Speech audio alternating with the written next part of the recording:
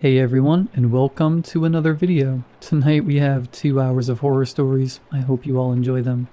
If you do, please be sure to drop a like rating. Let's see if we can reach 1,000 likes on this one. Dropping a like helps ensure more people see the content, but it also just lets me know I'm doing a good job. Subscribing if you're new is also very much appreciated, as I do post content just like this all of the time. There is also this new hype feature where you can like hype a video. I think it's like supposed to help promote the video in the algorithm or something, and then if you get into like the top 100, something cool happens. I really don't know. If anybody knows what exactly that does, drop a comment and let me know. I guess I could just Google it, but I don't know. I'm just I'm thinking about this as I'm recording the intro, so I'll probably just wait to read y'all's comments and get an explanation then. Anyways, sit back, do whatever it is that you do to relax. Enjoy the horror stories with no ads. Right after the ad break after this intro, there won't be any more ad breaks after that one. And as always, if you pick your nose, make sure nobody's watching. I've always liked October and the Halloween vibes it brought. As I got older, I stopped being able to have the same kind of childish wonder towards the season. Watching scary movies late at night, or going to haunted houses didn't feel the same. A coworker must have sensed this and offered that I join a group of his friends for a haunted asylum tour. I didn't know him very well, as we only worked together for 2 weeks. I debated whether I wanted to be with strangers for the night. It wasn't as if I had any other plans, so I accepted.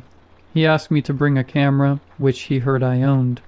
From the sounds of things, he wanted to record our outing and put it on his YouTube channel. I didn't care either way.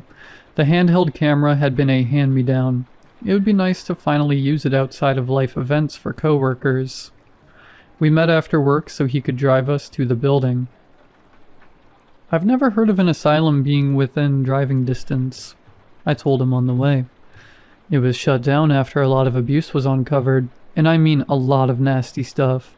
The city did everything it could to wipe the records of the place, and locals don't like talking about it because a lot of their older relatives worked there, Brian explained as he drove.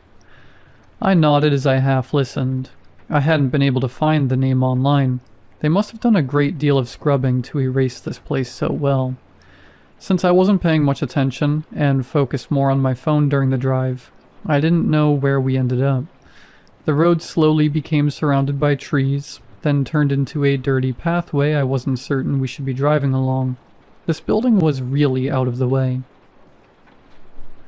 The trees finally parted, and I could see a massive building on top of a hill that Brian's car struggled against. Some other cars were already waiting for us.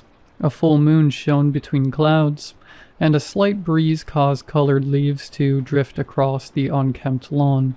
The white paint peeled off the front of the stone walls, and most of the dark windows were broken. This place looked like it came straight out of a bad horror movie. At least I would be getting my Halloween fill this season. We parked with the other 2 cars, and Brian started to introduce everyone. There would be 7 people in total. Kayla, a girl he's known since high school, waved when we walked over. Ryan worked with Brian at their last job. He didn't appear overly excited about the entire idea. I got the sense he was somehow bribed to be here. Liam and his sister arrived next in the same car. They were both tall, and within seconds of meeting them, I got the impression they could be friends with anyone. The last person arrived a few minutes after them, saying how they almost got lost. Okay, good. We're all here. Everyone wearing proper footwear? There are a lot of rusty nails and broken glass inside. How about flashlights? Brian started looking over the group. Most of us had our cell phones for flashlights. He didn't want us using up our batteries, so he handed out small pen lights as well as some walkie-talkies. I was impressed by all of this, even though I was only working with him for a short time. I didn't have a very high opinion of his work ethic. When he was motivated, it seemed like he thought things through. Are you going to split up and explore in groups? Kayla asked, sounding nervous. No, not if you don't want to. It's up to you guys. I brought the radios just in case. This place is a maze, so it's easy to get lost. Our new friend Benny here will be recording for us, but it would be nice if you guys could as well if you do decide to go off alone. I winced at the nickname. I've asked him 100 times not to call me that. Just Ben was fine. I used my flashlight to look over the side of the building and noticed something I hadn't before. From the tops of the windows, a blackness had curled up and stained the insides. A familiar smell came to the air. Was there a fire here? I asked. For some odd reason, Brian's face grew a little pale. I heard there was one, but it was put out before too much damage was done. I think sometimes homeless people camp here. I don't know why he sounded a little stressed over my question. I ignored it, and Kayla spoke up.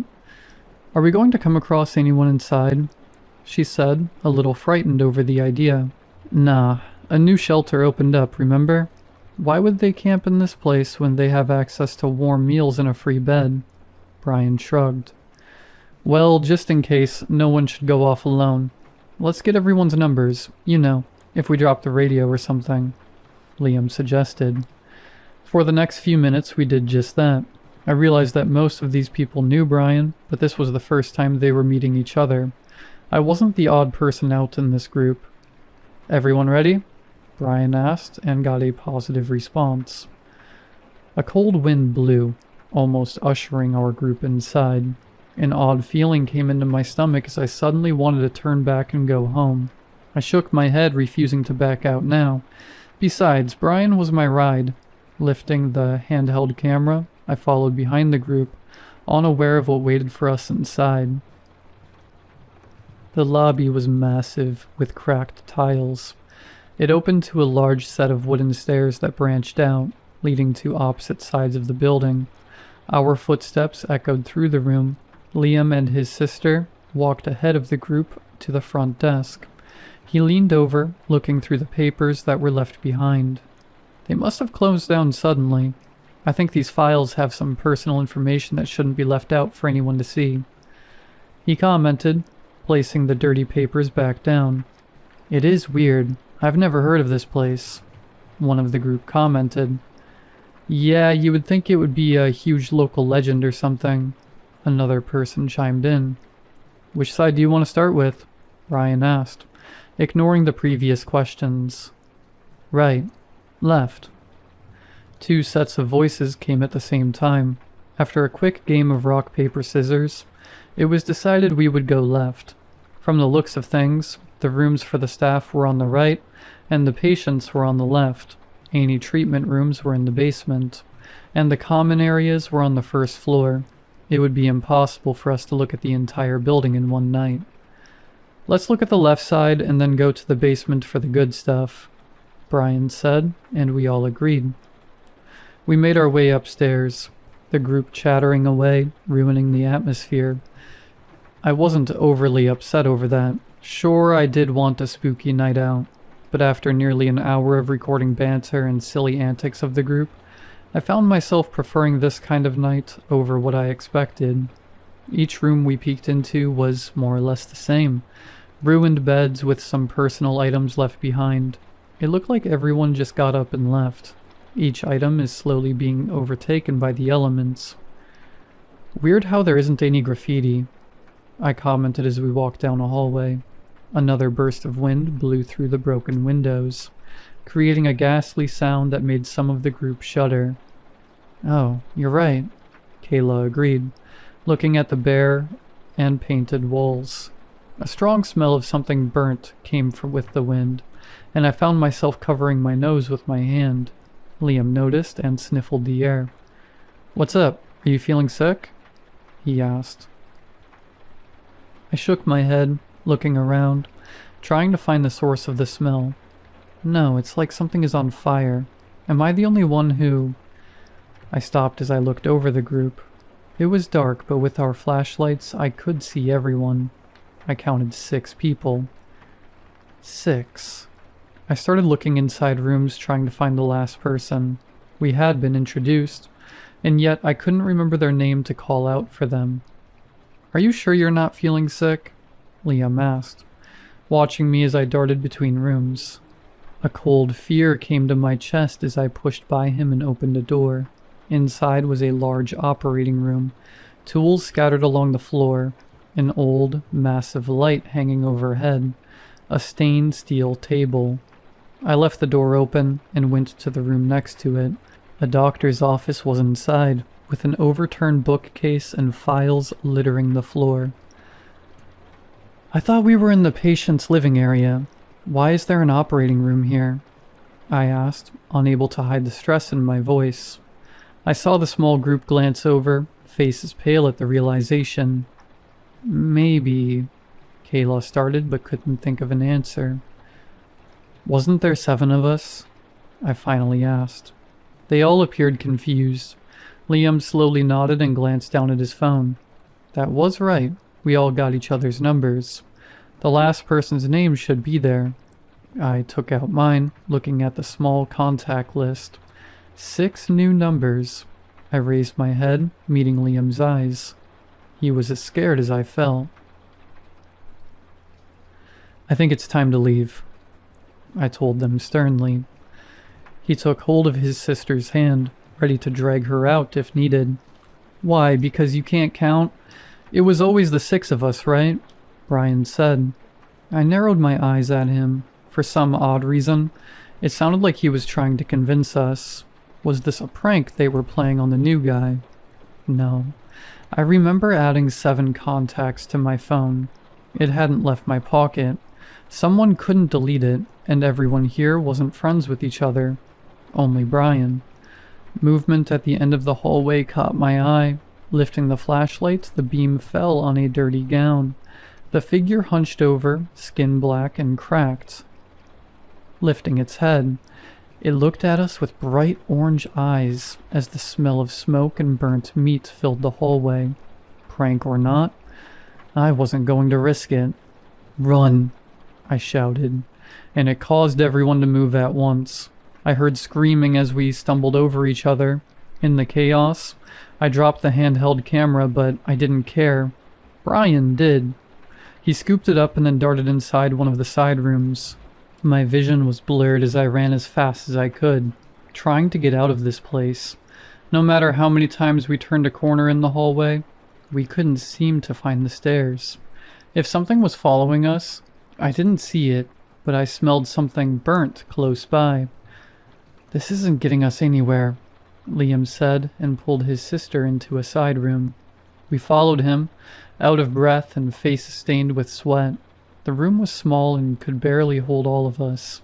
It looked like a solitary confinement cell with scratches on the cement wall. "When we calm down, we'll find a window and get out that way," Liam explained after gasping for some air. I looked around to see who was inside the room. Kayla, Liam, his sister, and me. We were missing a person. "Dang it," I hissed and checked my phone. His name was still there, which was good. "Did you see where Ryan went?" I asked the group. Each appeared confused over the question, almost as if they didn't know who I was talking about. "I almost forgot him," Kayla whispered, clearly scared of what was going on. Liam gripped his sister's hand tighter. We didn't understand what was going on, only that we needed to get the hell out of here. "Okay, we really need to find a window," he said, and we all agreed. Thankfully, the next room had one. It was broken, and Liam wrapped his hand in a torn bedsheet to remove the rest of the pieces around the edges to make it safer. He put his head through, looking out with his flashlight, gauging the distance. "We're on the 2nd floor, I think," he told us. "Won't we, break something if we jump?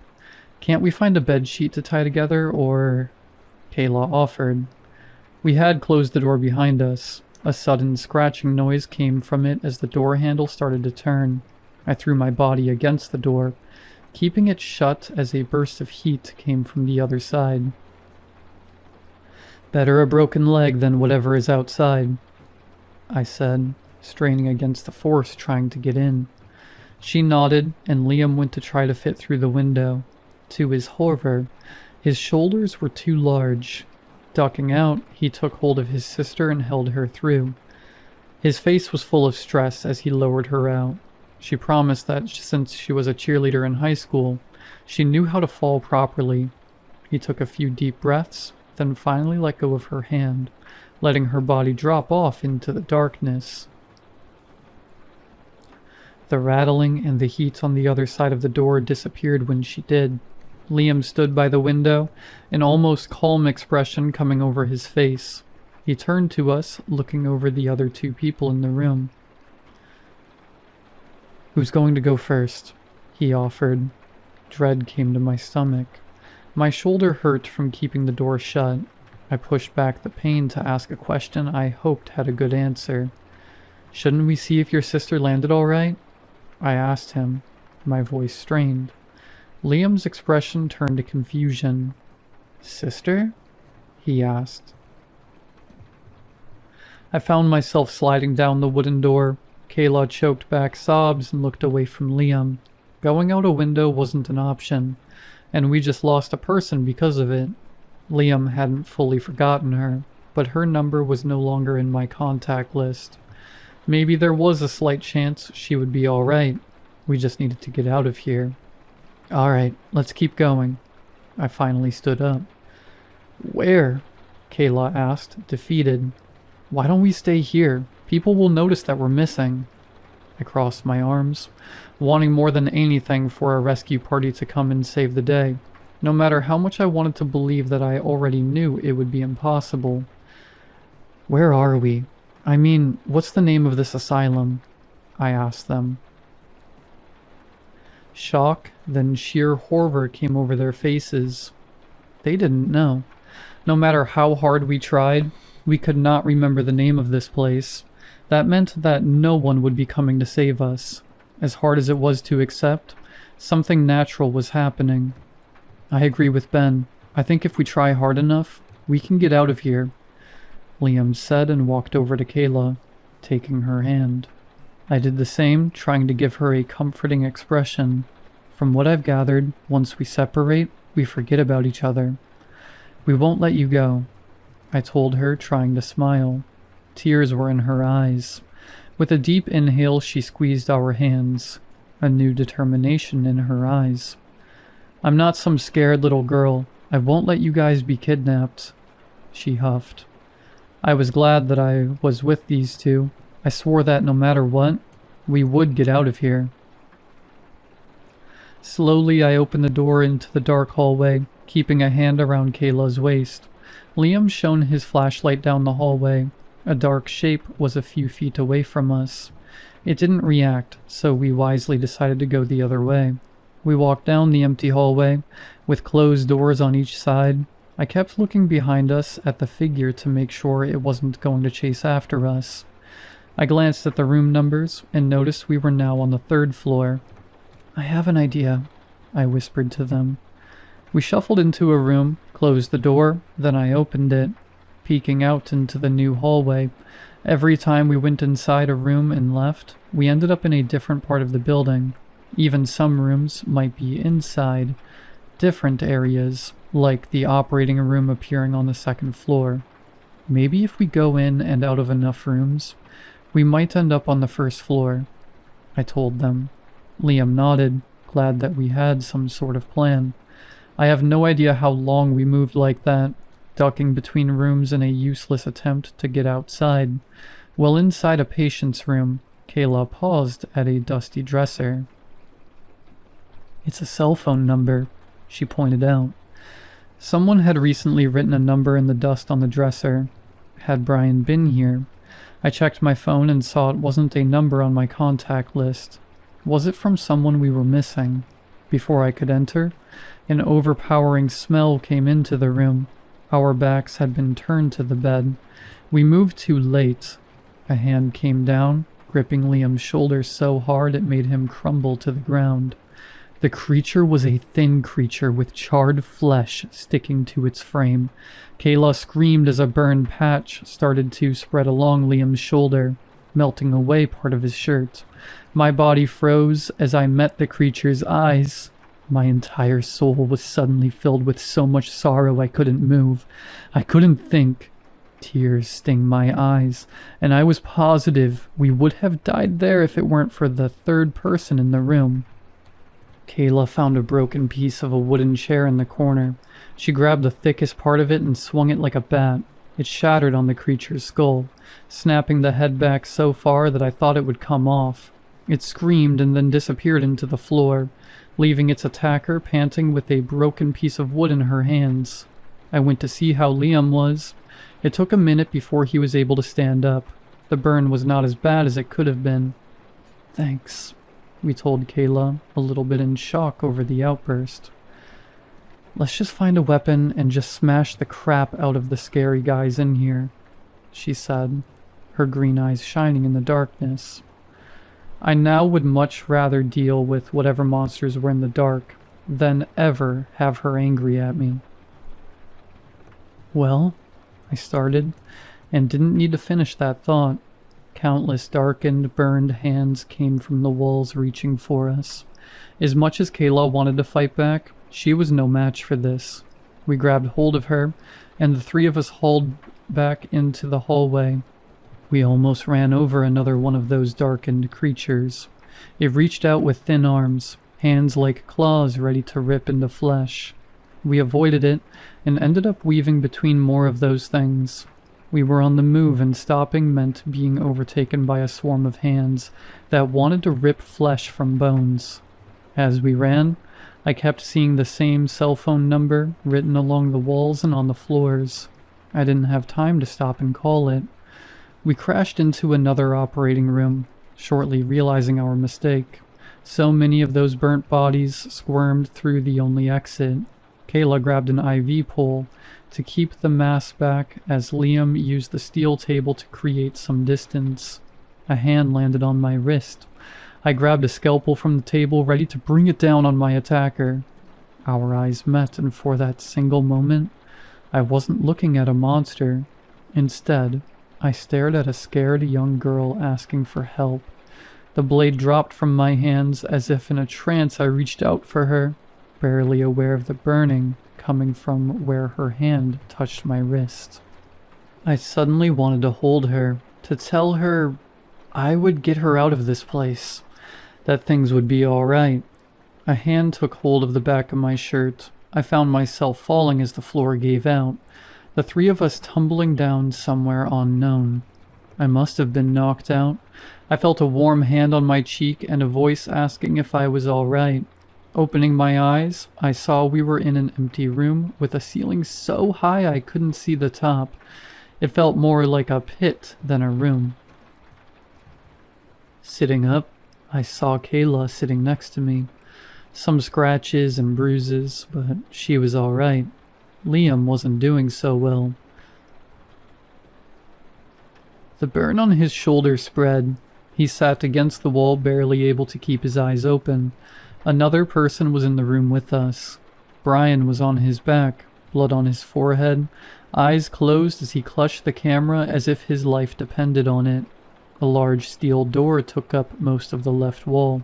I could hear inhuman yowling from the other side as it got closer. "I don't know how to get out of here," Kayla admitted. I took her hand, wishing I had the answers. The way out wouldn't just fall into our laps, right? "I found this when we went here." She nodded towards a piece of yellowing paper nailed to the stone wall. It had the same cell phone number she saw before. We looked at each other, deciding if it was worth the risk. From the sounds of things, and the heat coming from the steel door, we didn't have a lot of time to think about it. I pulled out my phone, thankful that I still had power left. I did try 911 first. Nothing. I then tried the mystery number. After a few rings, someone finally answered. "Took you long enough," the person snapped. We all jumped because the voice was inside the room with us. I got between the newcomer and Kayla, uncertain if I could defend her from them. No matter how hard I looked them over, I could not figure out their gender. They were thin with messy red hair cut at their shoulders. A tight, black sleeveless workout shirt clings to every muscle and shows off a flat chest, as well as how thin they were. A set of baggy khakis didn't match the shirt. Neither did a pair of slim, high-heeled shoes. One was standing on Brian's chest. "Who?" I asked, stunned at the newcomer's appearance. "Jake," they responded. "Jake is a little hot," Kayla whispered in my ear. I gave her a raised eyebrow but didn't say anything. She'd been through enough tonight. She didn't need me judging her. "Get up." Without warning, Jake kicked Brian hard enough to send his body rolling. He gasped, clutching his sore side. He spotted the camera he'd let go of and then scrambled for it. Jake reached it first, the heels coming down, smashing it to pieces. Brian yelled, ready to attack her. A strong leg came out, knocking him senseless. I sat, not wanting to get in between any of this. From the looks of things, these two had met before. "Hurry up and get us out of here. I'll give you anyone here that you want," Brian said between bloody teeth. Jake crossed her arms, a nasty look on her face. She had a scar on one side of her lip that made it look like a gruesome smile, even while frowning. "You've done this before," Liam struggling to speak. I felt so stupid. Brian had lured all of us here for what? For footage for his dumb YouTube channel? He already knew how to travel through rooms to avoid those monsters, and he already planned on calling Jake, offering whoever was left to save his own skin. "He has. I offered to save him, and this guy paid with his girlfriend," Jake said, curling a piece of bright red hair between her fingers. "She was a cutie. I guess he thought he could pull the same thing twice." "Kayla's cute. Take her," Brian said, standing up only to get his legs swept out from under him. "I do this kind of thing for fun. Listening to your whiny demands isn't fun. Besides, you weren't the one who called me, so I don't really need to listen to whatever you want," she said, crossing her arms again, and her eyes landed in my direction. My heart started to race. We could get out of here. I just needed to deal with this childish weirdo. "You can do whatever you want with me. Just save..."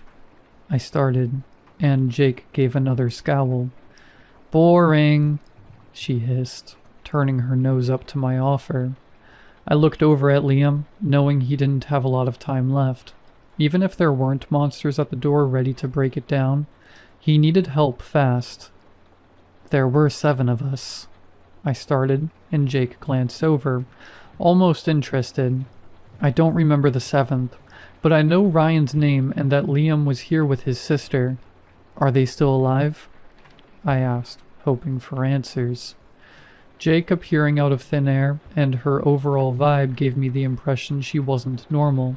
Maybe she knew more about this place than we did. "Yes, the people who die here become a part of this place. They are wiped from existence, like how all the patients were. This isn't a real place. It's an amalgamation of the suffering of the ones who died because of the system they were forced into," Jake explained and sounded almost normal.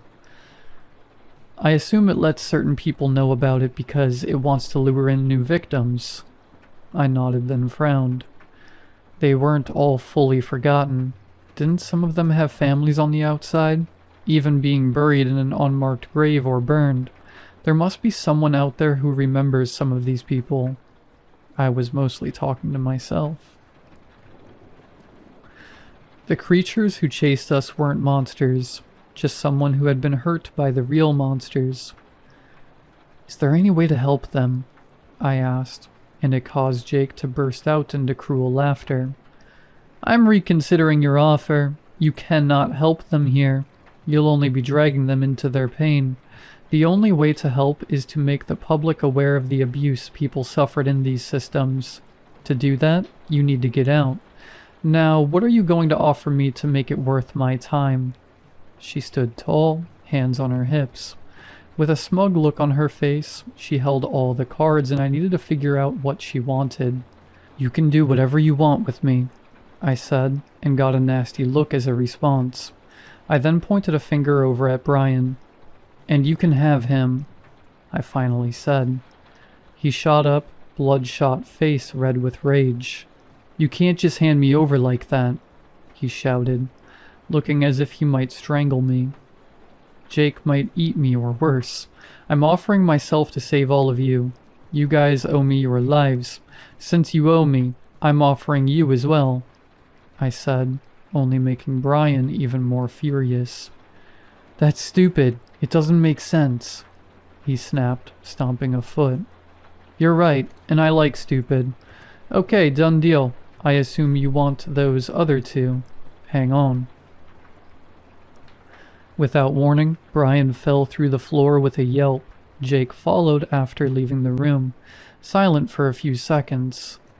Suddenly, Liam shot up, face a mixture of pain and confusion. My sister, where is she? I dropped her, but... Kayla went over to him and helped him back to the ground. Jake appeared without the other two people who were missing. She told us they were outside and that she just needed to get us free next. You'd better be worth it. This will take a lot out of me. She huffed and walked towards the door, her heels clicking. Get ready to run. With some effort, I got Liam on my back. There was no other option. Kayla steadied herself. She knew that if I was falling behind, I wanted her to leave us. I would rather one person get out of this place alive. Jake threw open the door to a hell on the other side. Countless bodies were crammed into each other, screaming and reaching for warm, living bodies. A burst of flames shot out from Jake's mouth, her hair glowing as bright as the flames in front of her. The screaming grew louder as the bodies caught fire. My eyes water and skin sting from the heat. We pressed on, knowing we would die if we stopped. Jake cackled as she ran, each heel denting the floor from the force of her footsteps. A sleek body darted around the rooms, flames coming from her mouth and hands setting fire to anything that tried to attack us. We ran hard, my body straining against the weight on my back. I refused to leave Liam behind. We reached a set of stairs that felt endless. A fiery, cackling maniac led the way as so many hands clamored after us, nipping at our heels. We finally arrived at the lobby, the end in sight. A sea of bodies came flooding down the stairs, threatening to engulf us.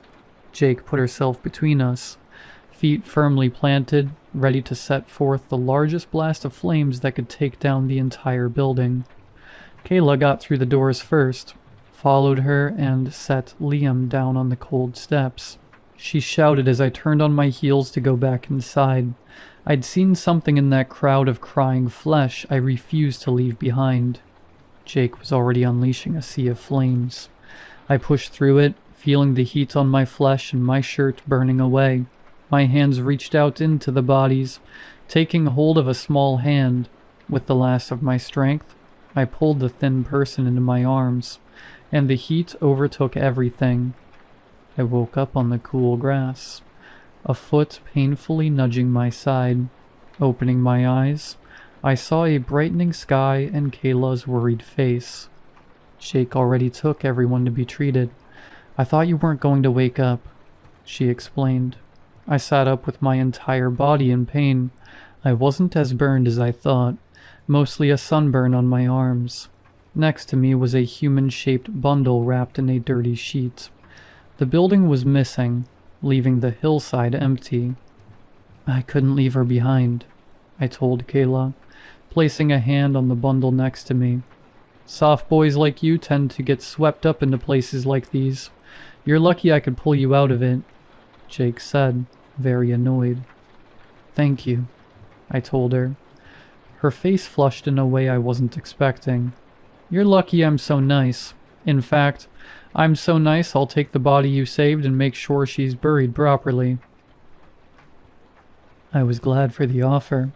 I doubted I could show up with a random corpse and ask the police to identify her without there being a lot of questions. What do I owe you? I asked, almost scared of the answer. Jake paused, thinking almost as if she wasn't sure. She made a scene of muttering to herself and puttering around. Pancakes, she finally said. Kayla and I looked at each other with a matching expression. There is a breakfast place I've been wanting to try, but it's only open in the mornings. I never wake up before noon.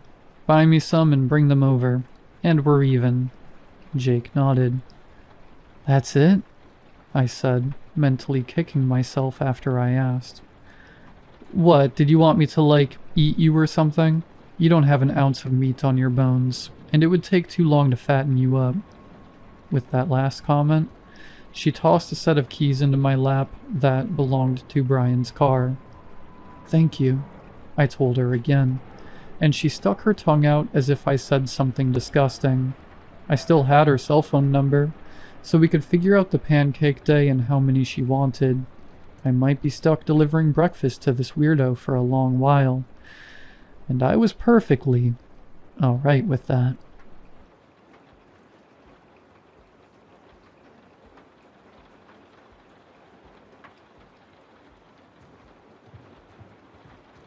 Yes, it probably sounds insane.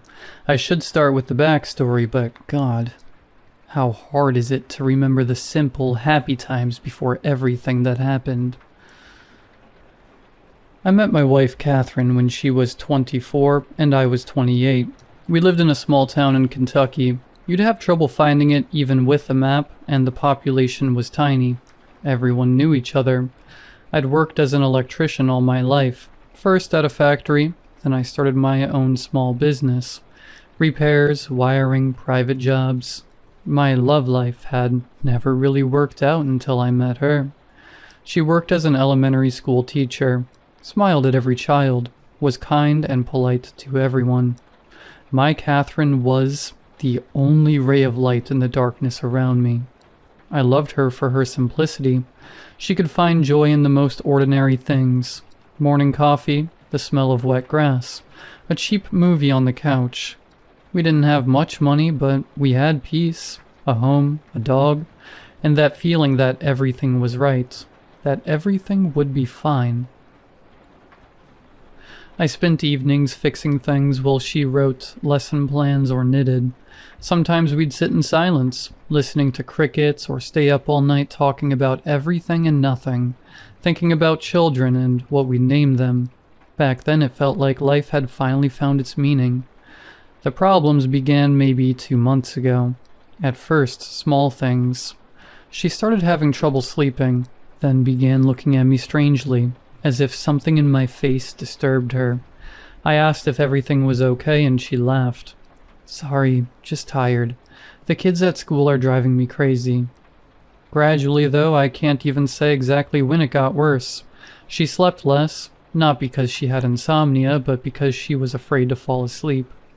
I asked her what was wrong, but she said she was fine. Still, when we lay together, she'd suddenly get up and go into another room, returning only at dawn. She started having nightmares, but never really told me what they were. One day I lost my temper. You have to understand, I was just worried about my wife. From the lack of sleep, she started to look worse. Dark circles under her eyes, red eyes, pale skin. She lost weight, and every time I tried to help, she pushed me away.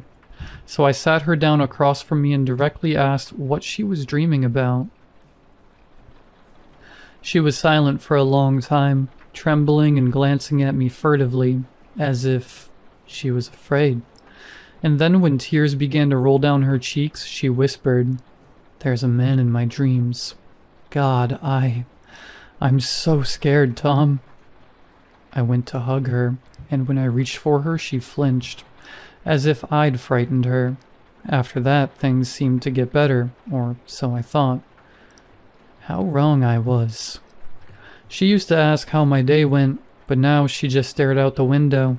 With each passing day, she spoke to me less and less, her words short and dry, and then she'd go to the bathroom or kitchen for some errands, closing the door behind her.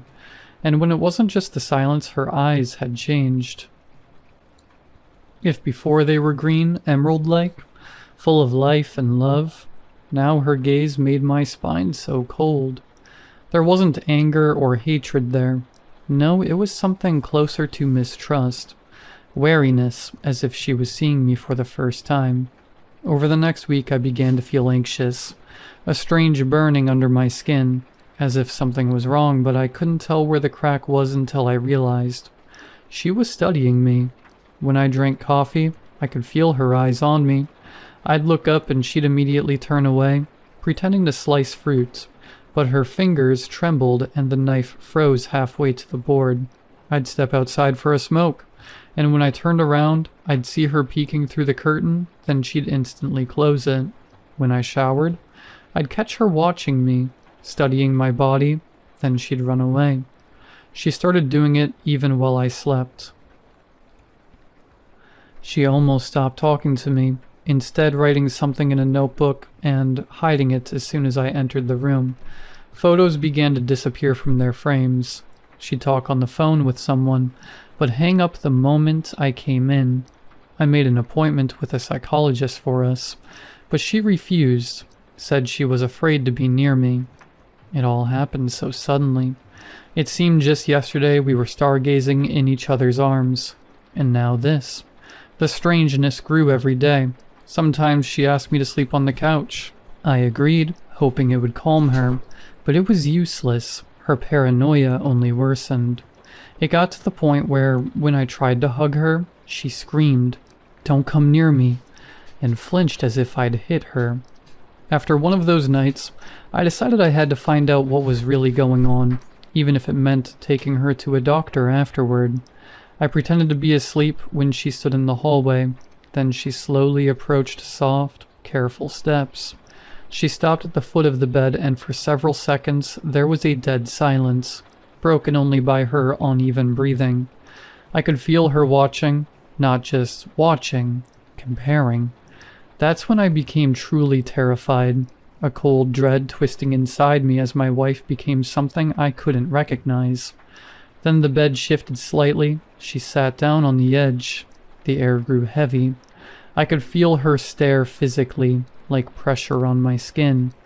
Then her cold fingers gently touched my wrist, held it for a few seconds, then quickly let go, as if burned, and whispered, "Pulse faster than Tom's." My heart clenched so hard I nearly twitched. She leaned closer. I could hear her breathing against my face, short, shaky. She smelled of lavender and something sour that made goosebumps crawl down my back. Her lips barely moved. I remember clearly. Tom had a small scar right here. She touched my cheek. But you don't. I clenched my teeth to keep from gasping. Those few seconds of silence lasted an eternity. What scar? I never had a scar on my cheek. I'd know if I did. I wanted to sink into the ground and scream all at once, but I kept lying still until I heard a choked sob and her fading footsteps. The door slammed. I opened my eyes, my heart pounding furiously. I didn't sleep for the rest of the night, too afraid to close my eyes. In the morning I went to work early, dreading the hours until my shift ended. That evening, over dinner, I said, "Kate, we need to talk. What's going on?" She gripped her fork so tightly her knuckles turned white, then looked at me dead in the eye. "Tom, you've been acting strange." "What do you mean?" "I don't know, sometimes you look different. Sometimes your voice sounds wrong. You even smell different." I didn't know what to say. My head was chaos, and somehow I just laughed. "Kate, maybe you're just imagining things." "I don't know, Tom." My eyes fell on the knife rack. There was a clean strip of dust where the largest kitchen knife should have been the one we used for everything. Bread, meat, anything. I distinctly remembered it being there before that night. My heart slammed into my throat with a primal panic. I looked at Kate, and she was staring right at me. I wanted to speak, but couldn't. It hit me then that my wife might be planning to kill me. The next morning she left for work, and I, like a caged animal, started searching the house. I hadn't slept in nearly 48 hours. I know I should have just left, or taken her to a hospital. But she's my wife. I love her. She has to see that I am me. I tore through the apartment, frantic, desperate to find something, anything that would help me understand what was happening to her. And I did. After about an hour, in the back of the closet behind a pile of sweaters, I found her wooden box. Old, slightly cracked. The lid was ajar, and when I opened it, a thick notebook fell into my hands. It smelled of coffee and sweat. Her initials on the cover, written in her neat cursive. My heart froze as I realized it was the diary she'd been hiding from me. The paper bent under my fingers, her handwriting familiar but this time jagged, shaky, the page stained with what looked like tears. He's sleeping. I stand by the bed and watch. He looks like Tom, but he's not. Tom had a scar on his left hand, from that accident by the river. This one's skin is smooth. He smiles, but the smile doesn't reach his eyes.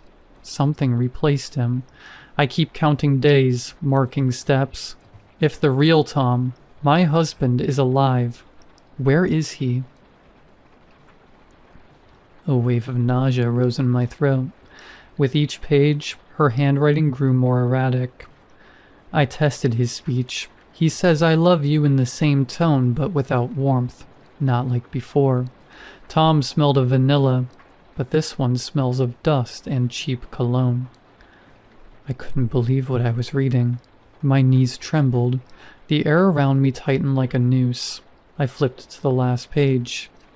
I can't let this thing stay in our house. It wears his smile, his name. I tried talking to it, begging, but it just smiled and said all the right words. It didn't defend itself, maybe because it isn't afraid. Its right hand twitches when it lies. I could have killed it today, but for some reason I couldn't. I know I have to.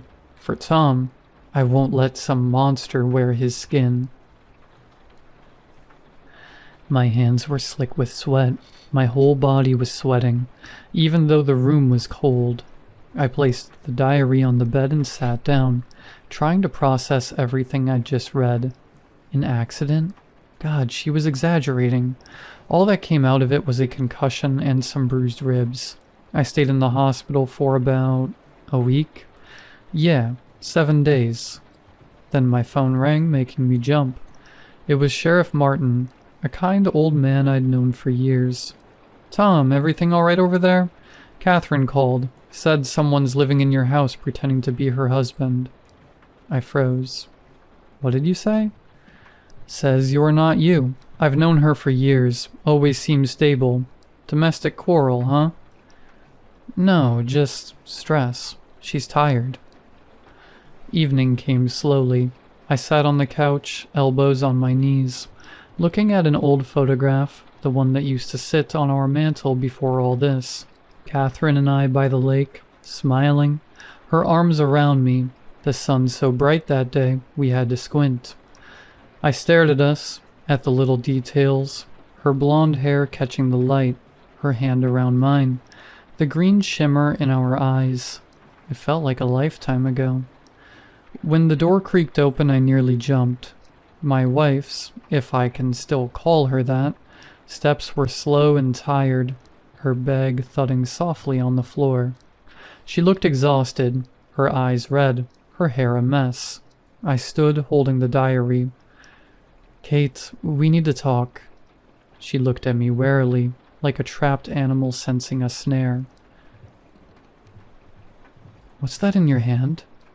Her voice was even, but something trembled in it. I found this. I need to understand what's happening, I said, showing her the diary. Catherine froze. For a moment I thought she'd break down crying, but instead she slowly stepped closer, looking straight into my face, her cold breath brushing against my skin. So what did you figure out, Tom? That I'm crazy? You think I've lost my mind, don't you? No, you wrote that I've been replaced, that I don't have a scar. She turned away, her lips pressed tight. Tom had one. We even joked it made him look tougher. Listen, sweetheart. I took a step closer, a strange knot tightening in my gut. I'm the same man. I remember everything. How we met, the candles at our wedding, How you laugh when we watch comedies. What you said about that stupid show when we finished it. I remember everything, Catherine. It's me." She stared at me, unblinking, her shoulders trembling as if she were freezing. I looked into her eyes, and there was something there, pain and horror mixed together, as if I stood before her as someone both familiar and wrong. "You say it like you've rehearsed it," she whispered. "Because it's true." I stepped closer, my voice cracking into a shout. "What do I have to do for you to believe me? What?" Catherine said nothing, just breathed heavily like she was fighting herself, staring into my eyes. Then she suddenly backed away step by step, toward her bag. I didn't realize what was happening at first. She bent down, as if for a handkerchief, and in the next moment, I saw the glint of metal. A knife. The missing one. "Kate?" I breathed, disbelieving. "Catherine, put it down." "Stop. Stop pretending, you monster." I managed half a step toward her. She raised her hand. At first, I thought she was only threatening me. Panic tightened my fists. I wanted to yell, to grab her shoulders, to make her listen, but then a strike. Burning pain slashed through my chest. Everything went white. The last thing I saw was her face, so familiar, twisted by terror and despair at once. She stood over me, her hand trembling, her lips whispering something like, "Tom, where are you, my love?" And then everything went dark. I woke up in a hospital. At first, nothing but fog, then the smell of antiseptic, the faint beep of a monitor, unfamiliar voices. I tried to move my head. Pain shot throughout my body.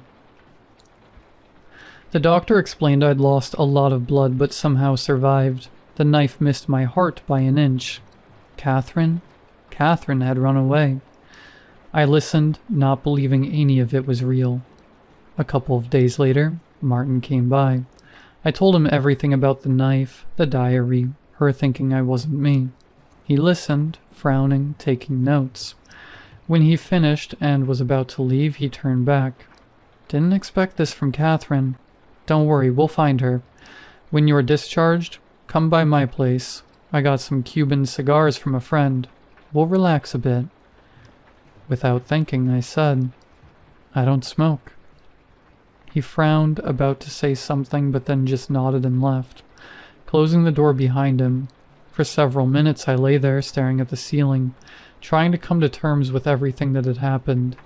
Then I noticed a small mirror in the corner of the room. I looked at my reflection and froze.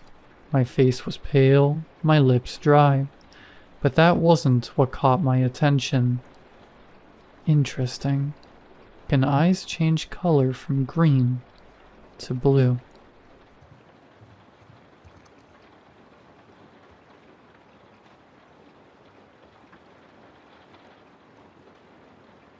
How old must he be now? 8? 9? I stared at my neighbor, unsure what she was asking. She read the confusion on my face. "You're cute, little guy. I saw him biking down the lane earlier. He must be old enough for grade 4 now, right?" Mrs. Babbage was a bit on the older side, but I never thought she had shown signs of dementia. Not until now. I wasn't exactly sure what to say. She proceeded to stare at me, tilting her head, as if I was the one misremembering. I awkwardly opened my mouth. "Oh, right, my little guy." She brightened. "Yes, he must be in grade 4, right?" "Sure. I mean, yes, he is." "What a cute little guy," she said, and returned to watering her flowers. It was an odd, slightly sad moment. I wondered if her husband had seen glimmers of this too. I could only hope that this was a momentary blip, and not the sign of anything Alzheimer's related. I took the rest of my groceries out of my car and entered home. I had a long day of teaching, and I just wanted to sit back, unwind, and watch something light on TV. But as soon as I took off my first shoe, I smelled it, something burning on the stove. Something burning with lots of cheese on it. The hell? I dashed over to the kitchen and almost fell down. Partially because I was wearing only one shoe, but also because there was a scrawny little boy frying Kraft dinner. I let out a half scream, but very quickly I composed myself into the same assertive adult who taught at a university. What? Excuse me. Who are you? What are you doing here? The boy's blonde, willow-like hair whipped around in his face as he looked at me with equal surprise. Papa, what do you mean? I'm here. I'm here. He was a scared, confused child, and I couldn't quite place the bizarre inflection of his words. Do you want some KD, Papa? Have some. Have some. Was that a Russian accent?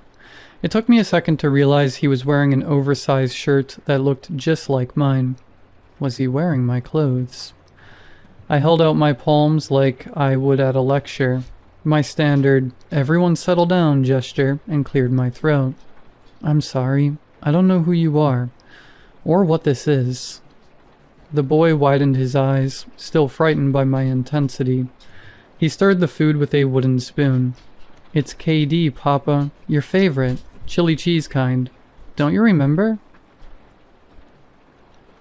His name was Dmitri, and he claimed to be my son. Apparently at some point there had been a mother, but he didn't remember much about her. He only remembered me. You've been Papa my whole life. My whole life, Papa. I tried having a sit-down conversation. In fact, I tried to have many sit-down conversations where I explained to Dmitri that would be impossible, but it always ended with him clutching me with impassioned tears, begging me to remember him. The confusion only got worse when my mother called. How is my grandson doing? She asked. I didn't know how to reply. The conversation grew awkward and tense until eventually I clarified my whole predicament. Mom, what are you talking about? I don't have a son. I've never had a son. My mother gasped a little, then laughed and scolded me, saying I shouldn't joke around like that, because of course I always had a son, a smart little guy who will be celebrating 9 this weekend. I hung up. I stood petrified in my own kitchen, staring at the strange, expectant Slavic child. For the next 10 minutes all I could do was ask where his parents were, and he just continued to act frightened, like any authentic kid might, and replied with the same question.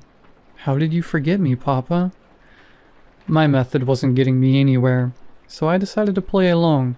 I cleared my head with a shot of espresso.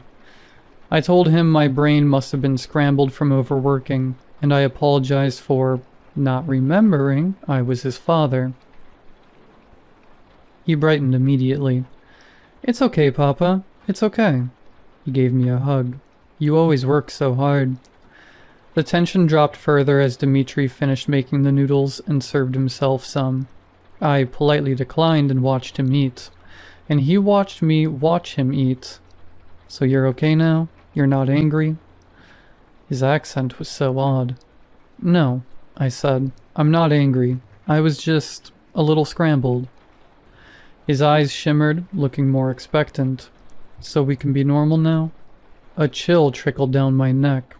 I didn't really know what to say, but for whatever reason, I did not want to say, yes, we can be normal now, because this was not normal.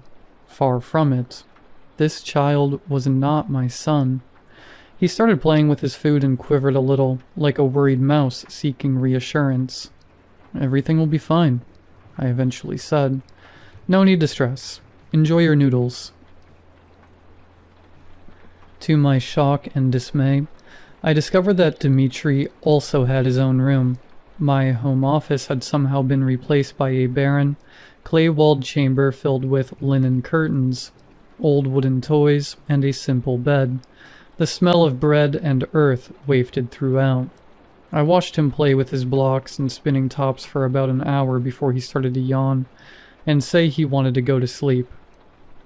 It was the strangest thing. Tucking him in. He didn't want to switch to pajamas or anything. He just sort of hopped into his straw bed, and asked me to hold his hand. Dimitri's fingers were cold, slightly clammy little things. It was very bizarre, comforting him like my own son, but it appeared to work. He softened and lay still. He didn't ask for any lullaby or bedtime story. He just wanted to hold my hand for a minute. Thank you, Papa. I'm so glad you're here. So glad you can be my Papa. Good night. I inched my way out of the room and watched him through the crack of his door. At about 9:30, he gave small, childlike snores. He had fallen asleep. Cautiously, I called Pat, my coworker with whom I shared close contact. She had the same reaction as my mother. Harlan, of course you have a son, from your marriage to Svetlana. My marriage to who? You met her in Moscow when you were touring Europe. It was true that I had guest lectured 15 years ago, across the UK, Germany, and Russia. I was awarded a grant for it, but I only stayed in Moscow for 3 days. I never met anyone named Svetlana. Don't be weird, Harlan. Come on. Pat's conviction was very disturbing. You and Svetlana were together for many years. We were? How many? Look, I know the divorce was hard, but you shouldn't pretend your ex-wife doesn't exist. I'm not pretending. I'm being serious. I don't remember her. Then get some sleep. I sipped on my second espresso of the night. But I have slept. I'm fine. Well then, I don't get what this joke is. Knock it off. It's creepy. I'm not joking. I'll see you tomorrow for the birthday. Birthday? Yes, your son's birthday. Jesus Christ. Good night, Harlan. Get some sleep. I didn't sleep that night. My efforts were spent scouring the filing cabinets and drawers throughout my house. I had credit card bills covering school supplies, kids' clothing shops, and costlier groceries. I even had pictures of Dimitri hung around the walls from various ages. It's like everything was conforming to this new reality. The harder I looked for clues to disprove my fatherhood, the more evidence I found confirming it.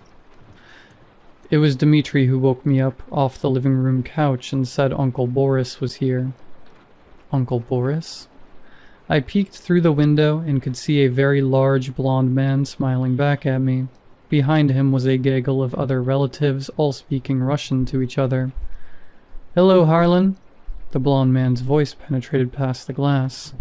We are here for birthday. They all looked excited and motioned to the front door. They were all wearing tunics and leggings, traditional birthday clothes or something. I was completely floored. I didn't know what to do. So I just sort of nodded and subtly slinked back into my kitchen. Dimitri came to pull at my arm. Come on, Papa, we have to let them in. I don't know any of them. Yes, you do, Papa. It's Uncle Boris. It's Uncle Boris. I yanked my hand away. It was one thing to pretend I was the kid's dad for a night. It was quite another to let a group of strangers into my house first thing in the morning. Dimitri frowned. I'll open the door. Wait, hold on. I grabbed Dimitri's shoulder. He turned away. Let go. I tried to pull him back, but then he dragged me into the living room again. Our struggle was on display for everyone outside. Boris looked at me with saucer eyes. Dimitri pulled harder, and I had no choice but to pull harder back. The boy hit his head on a table as he fell. Boris yelled something in Russian. Someone else hollered back. I heard hands trying to wrench open my door. Dimitri, stop, I said. Let's just take a minute to... You're hurting me, Papa. My front door unlocked. Footsteps barreled inside. I let go of my son and watched 3 large Slavic men enter my house with stern expressions. Dimitri hid behind them. Is everything okay? Boris peered down at me through his tangle of blonde hair. Yes, sorry, I said, struggling to find words. I'm just very confused. Confused? Why were you hitting Dimitri? The little boy pulled on his uncle's arm and whispered something into his ear. Boris' expression furrowed, but before I could speak further, A slender pair of arms pushed aside all the male figures, and revealed a woman with unwavering bloodshot eyes. Something in me knew it was her, Svetlana. She wore a draped brown sheet as a dress, with skin so pale I could practically see her sinews and bones. It's like she had some extreme form of albinism. "Harlan," she said, somehow breaking my name into 3 syllables. Harlan. I've never been so instinctively afraid of a person in my life. It's like she had weaved herself out of the darkest edges of memory. I saw flashes of her holding my waist in Moscow, outside Red Square, flashes of her lips whispering chants in the shadows of St. Basil's Cathedral. Svetlana held Dmitri's shoulder, then looked up at me. "Just tell him it will be normal. Tell him everything will be normal." No, this is not happening. None of this is real. Barefoot and still wearing the same clothes as yesterday, I bolted out the back of my house and hurtled towards my driveway. Before the rest of my new family could realize what was going on, I hopped into my Subaru and stepped on the gas. As I drove away from my house, I looked back into my rearview mirror, and I swear, it didn't look like my house at all. I swear it looked like a thatched roof hut. Back at the university, I walled myself up in my study. I canceled all speaking arrangements for the next week, saying I needed a few personal days. No one in my department knew I had a son. Nothing in my study indicated I had an extended Russian family. When I asked Pat about our phone conversation last night, her response was, "What conversation?" My mom said the same thing. With immense trepidation, I returned to my house the following day, and after setting foot back inside, I knew that everything had reverted back to the way it was before. No more framed pictures of Dmitri, no more alarming photo albums, and that clay-walled room where Dmitri spun tops and slept inside, it was just my home office again. To this day, I have no clue what happened during that bizarre September weekend, but doing some of my own research, I'm starting to think I did encounter something in Moscow all those years ago. Some kind of lingering old curse. Or a stray spirit. Or a Chernaya Vedma. A black witch disguised as an ordinary woman. Although I haven't seen any evil things bubble up around my place since, every now and then I do have a conversation with Mrs. Babbage, and she seems to remember my son very well. Such a cute little guy. Always waving hello. Did you know he offered me food once? I think it was Kraft dinner.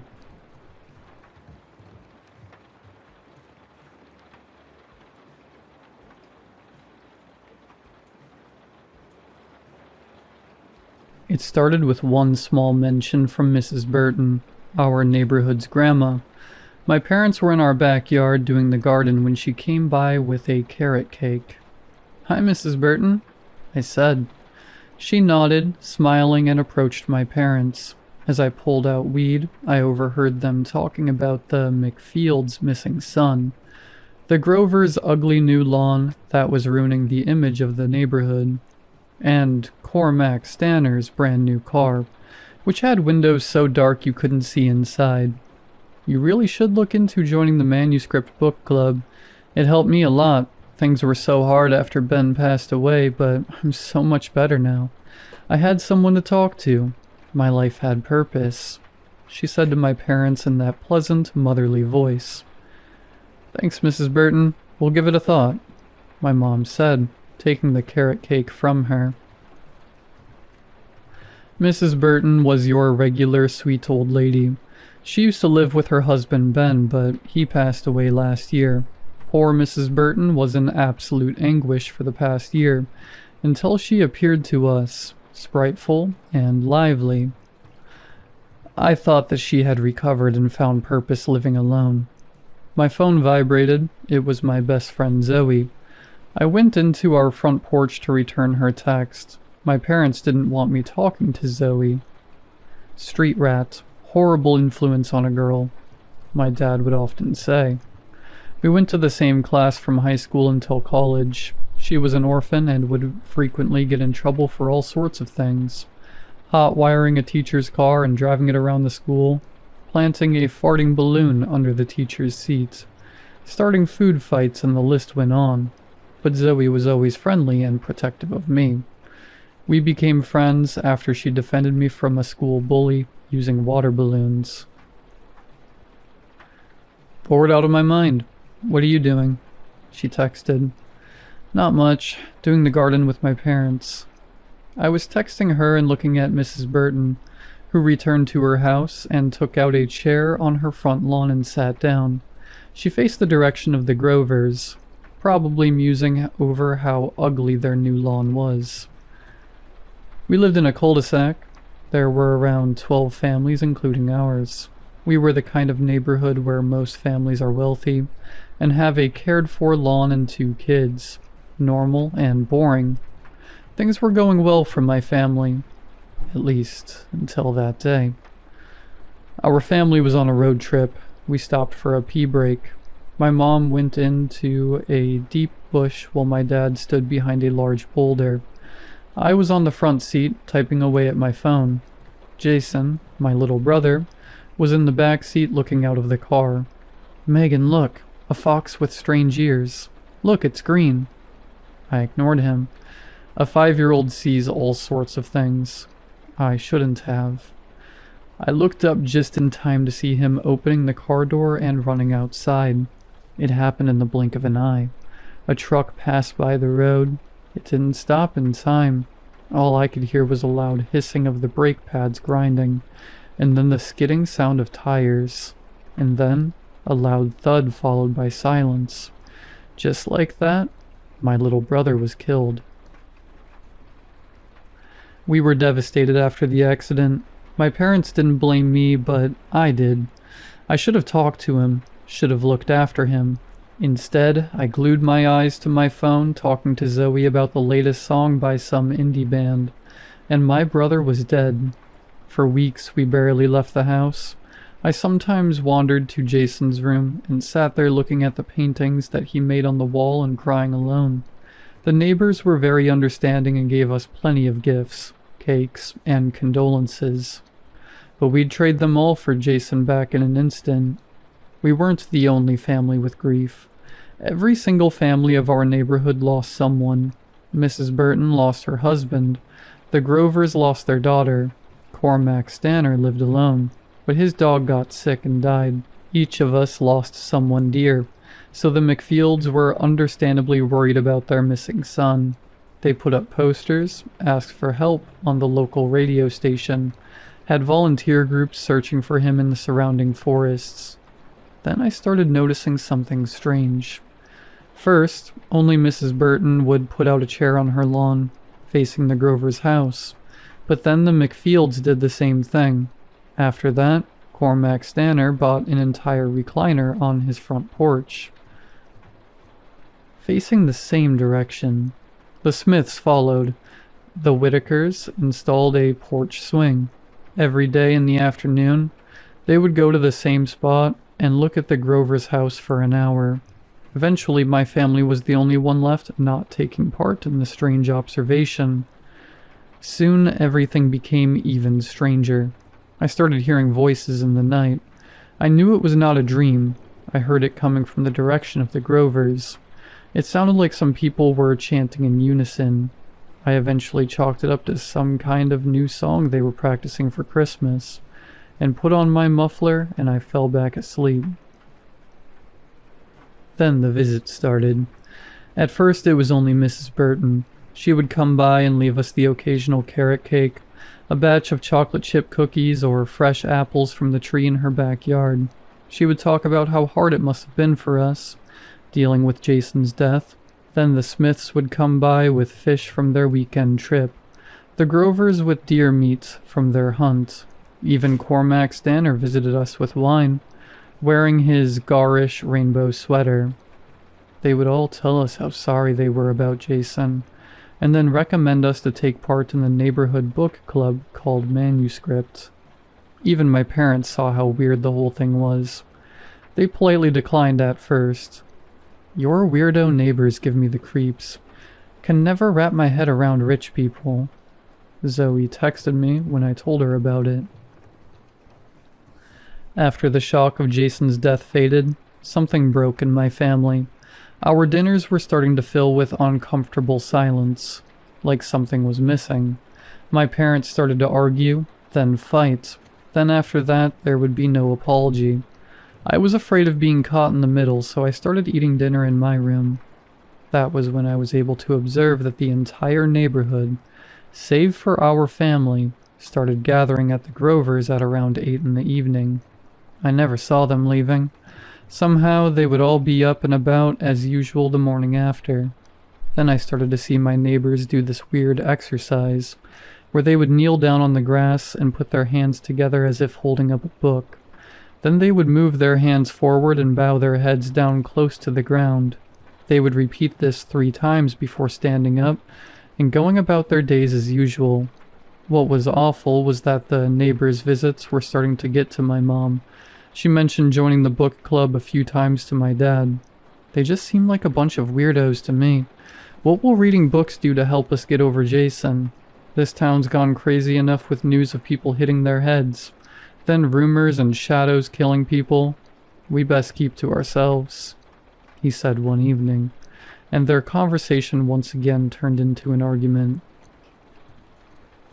Every time Mrs. Burton dropped by and Dad wasn't home, my mom would ask her about the book club.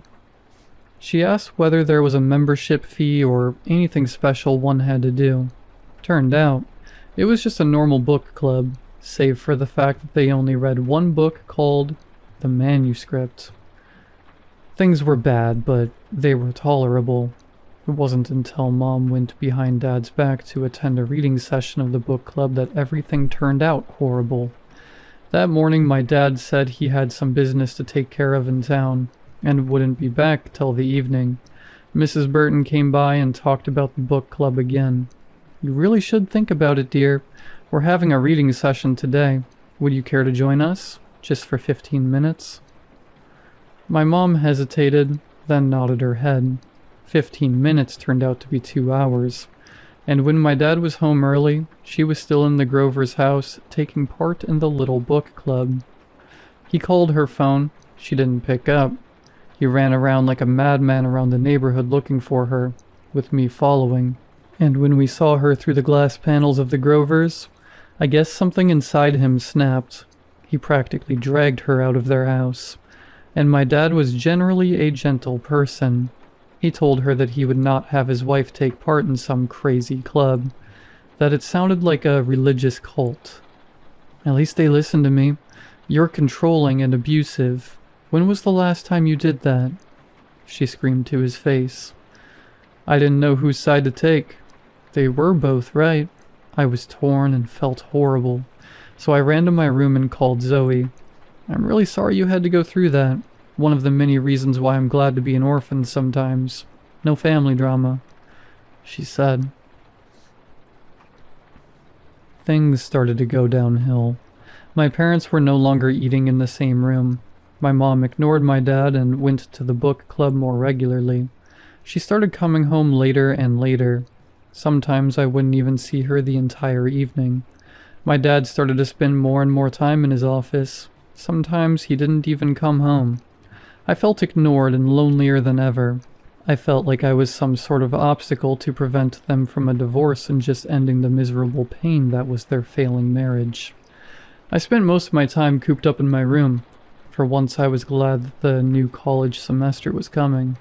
It would mean time in the city and away from all of this. In my neighborhood, the strangeness was just ramping up.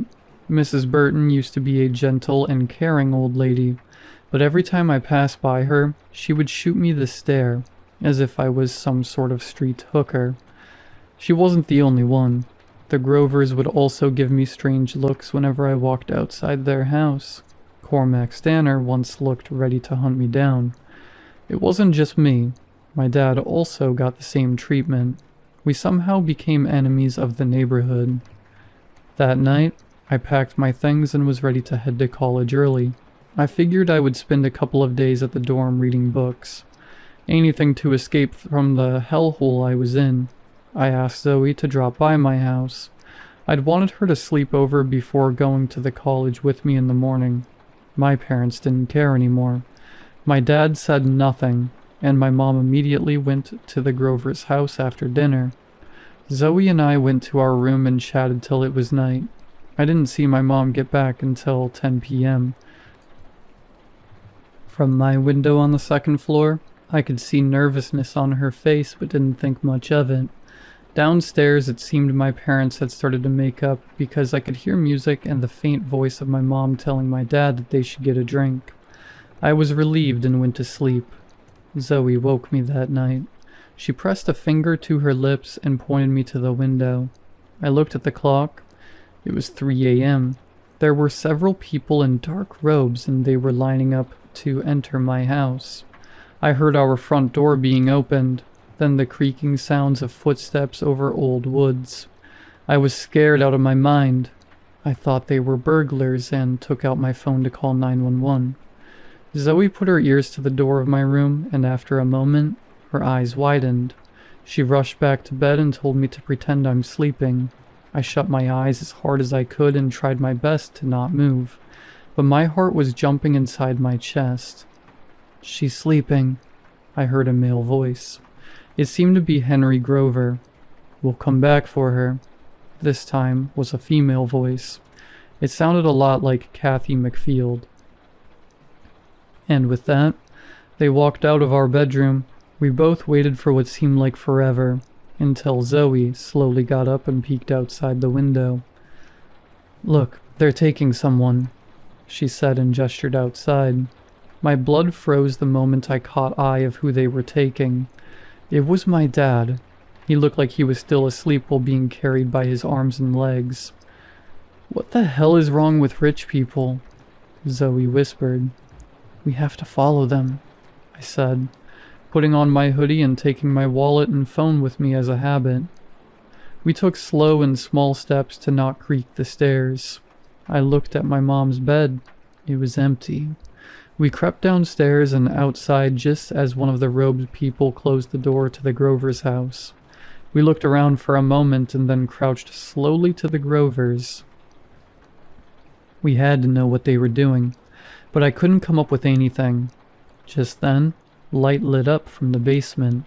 I suddenly recalled that the Grovers' basement had a window. Me and Zoe got to it, making sure to stay hidden from view and only peeking in. In the middle of the basement was a circle of people. They were all facing an altar, on top of which was a closed notebook with a brown leather cover. Then, 2 men carried my dad to the middle of the circle. "We are the children of the manuscript, and the manuscript is our lifeblood," the robed people said in unison 3 times. My hand trembled, sweat dotting my fingers. Then, a small and familiar figure stepped forward, then removed their robe, and I had to put my hand over my mouth to keep from screaming. It was my mom.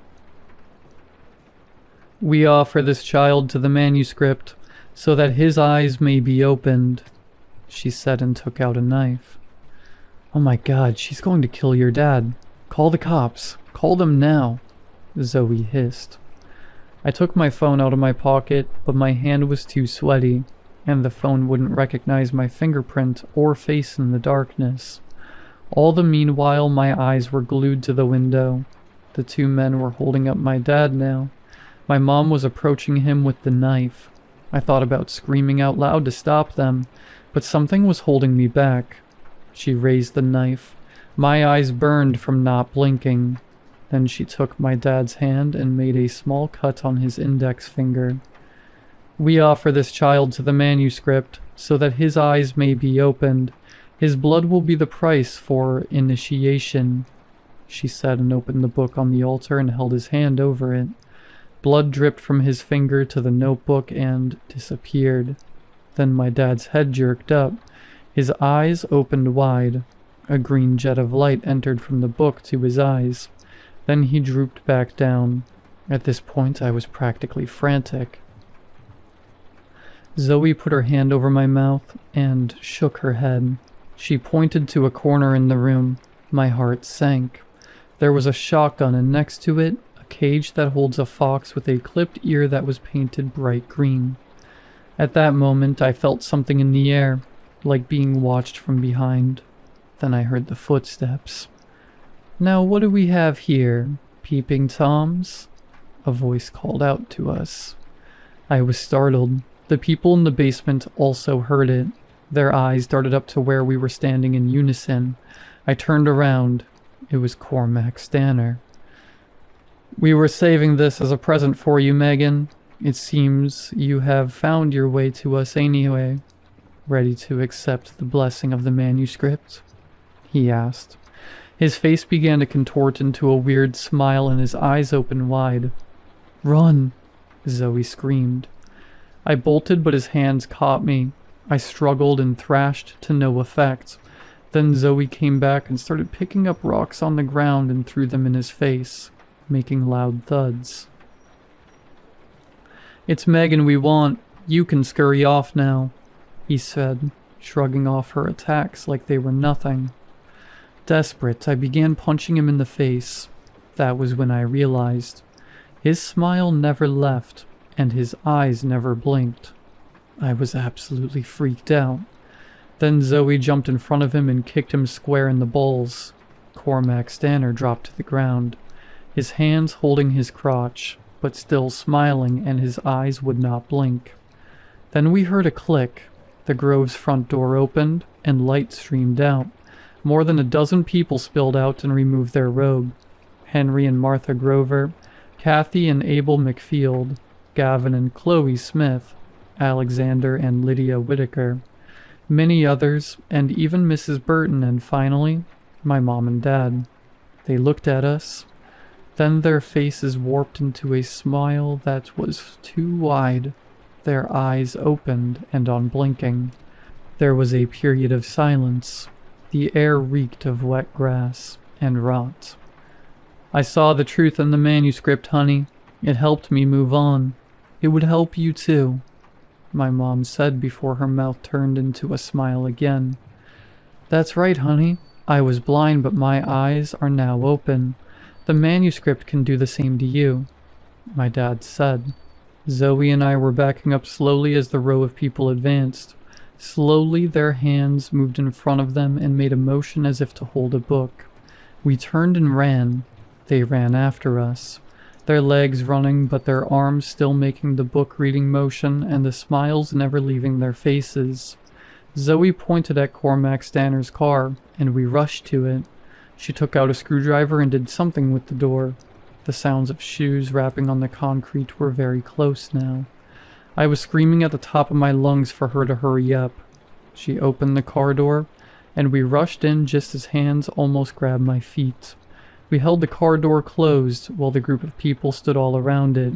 Zoe ducked down the driver's seat and brought out some wires. "I'm gonna hotwire this thing. Ever drove a car?" she asked me. Kinda," I stammered, my mind blank. The people were surrounding the car now. Zoe successfully primed the car and the engine started. We switched seats and I looked up to see that my parents were standing in front of the car. "There's no point running, honey," they told me, their unblinking eyes boring straight into my soul. Zoe looked at me. Our hands found each other. "Looks like no way out," she said. "What do we do?" I asked her. "Hey Megan, can I borrow your hoodie? Always wanted to wear it. Figured I'd want to wear it once before they caught us." I thought it was a strange request, but listened anyway. I took my hoodie and gave it to her. She put it on and gave me a look, tears in her eyes. "Love you more than anything. Come back to save me, okay? Best friends forever?" she said before pulling the hood down her face and rushing out of the car through the line of people. They ran after her. I wanted to open the car door, but something inside me screamed not to. I gave her a tearful look goodbye and slammed on the gas pedal. The car darted away from the neighborhood, away from my childhood, from my parents' failing marriage, from the manuscript, and from Zoe. That was 3 weeks ago. I've been running ever since. New town, New place to crash every few days. Never the same place twice. I slept in charity homes and ate their meals. I changed my SIM card. I thought I was safe. Then today, the manager at my latest charity home delivered a speech. We're starting a new book club to help those in mental pain. We'll be reading the manuscript, he said, his smile too wide. My hair stood on its end.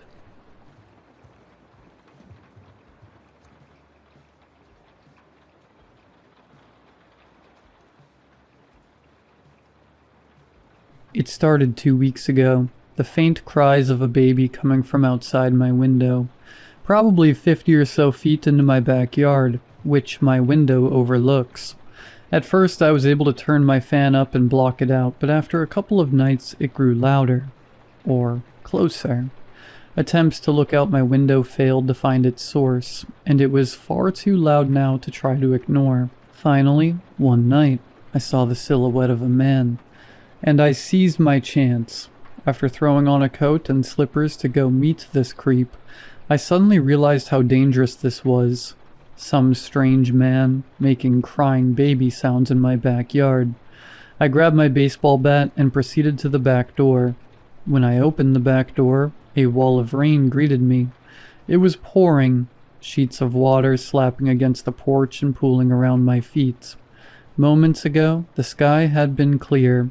Now it felt like a storm had rolled in just for me. I tightened my grip on the bat and stepped out, the cold soaking through my slippers almost instantly. "Hey," I shouted into the dark. The word barely made it past my lips.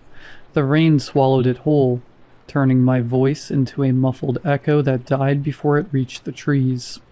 Through the curtain of water, I could just make out the silhouette again, standing exactly where the cries had come from, motionless, watching. I raised the bat and slammed it against the fence, the sharp crack cutting through the rain. "I'm warning you," I shouted, my voice shaking more than I wanted it to. "Get the hell out of here." The figure didn't move at first, just stood there drenched and still. Then slowly he turned and walked off into the darkness, his outline fading behind the curtain of rain until it was gone. I stayed there for a moment, listening. Nothing but the downpour.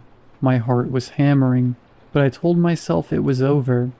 I went back inside, locked the door, and peeled off my soaked slippers.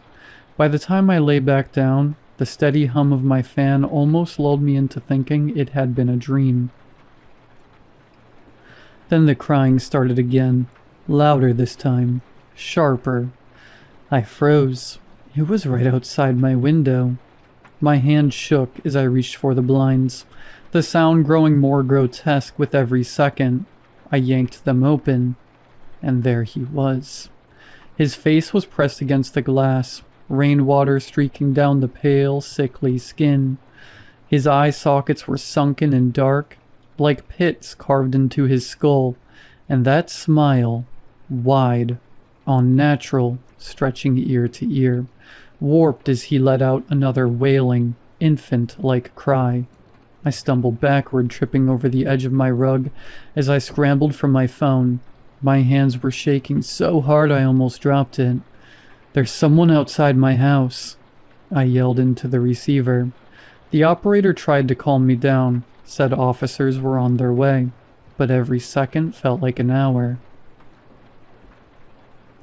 I kept my eyes locked on the window the whole time.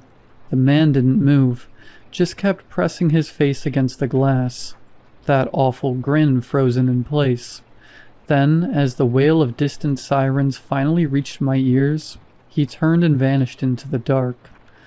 The police took forever to arrive. By then, the rain had stopped completely. The air was heavy and still, the kind of silence that feels wrong after a storm. They swept the yard, checked the fence, even looked around the trees. Nothing. Just muddy footprints leading up to my window, prints that seemed to fade and disappear halfway back toward the woods. They told me it was probably a prank, maybe someone passing through. I nodded and pretended to believe them. When they left, the house felt emptier than ever. I lay back down, staring at the ceiling, trying to convince myself it was over. For a while it was quiet. Then came the sound again, the baby's cry. Closer. I sat up, furious and terrified all at once. Enough, I muttered, flipping on the light.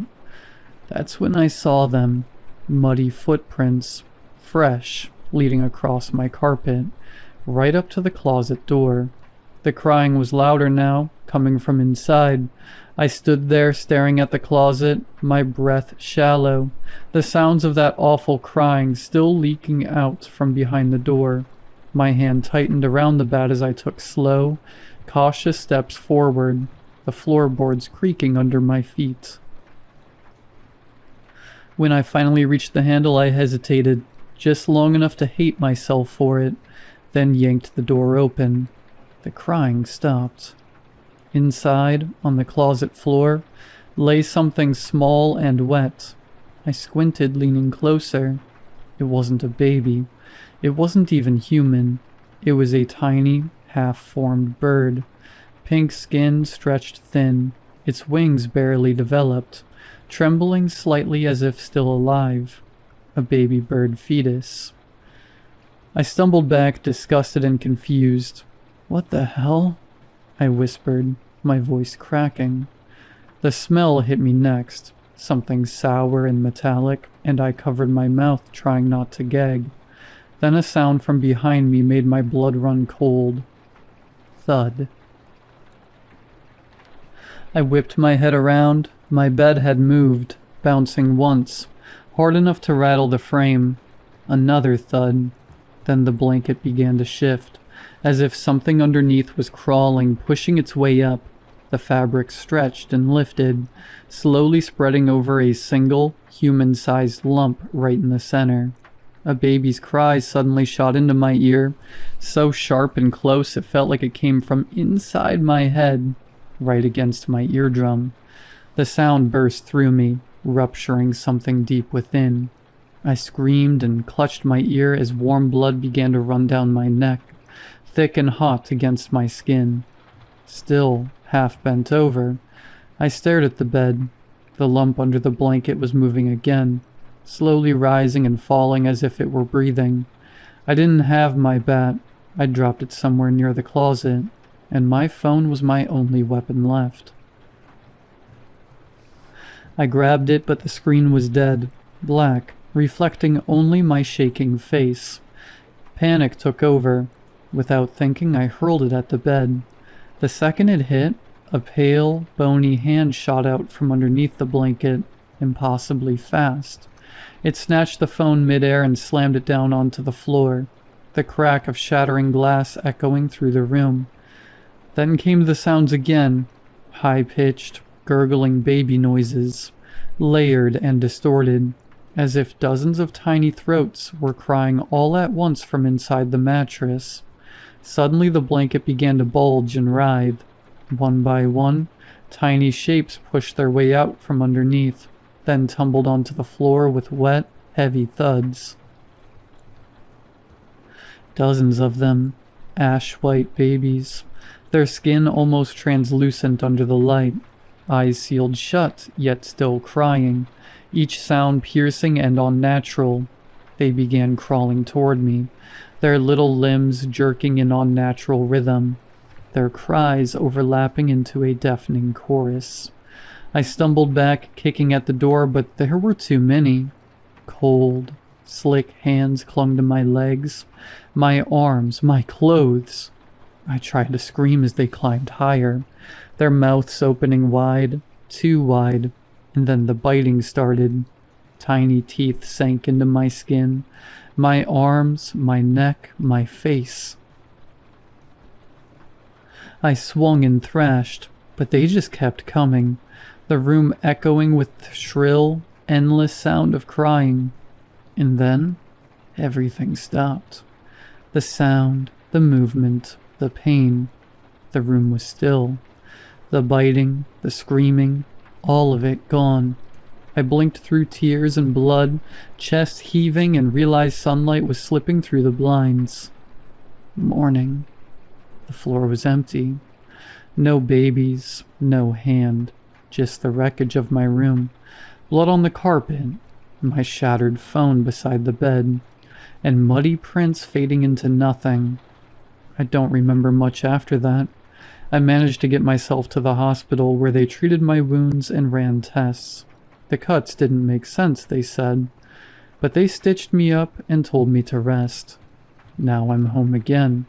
The house feels too quiet. My ear still throbs where the drum burst, and I swear sometimes I can hear faint crying when I close my eyes.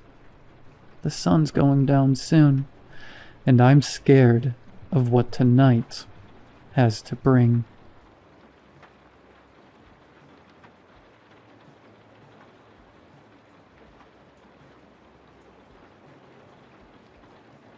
I'm making this post right now because I need people to know about the experience that I had earlier this morning. I don't know what to believe or who to talk to, and I'm really scared. My wife works early in the morning and usually goes to bed between 11 and midnight. I am in between jobs, currently unemployed, and studying for my real estate license exams.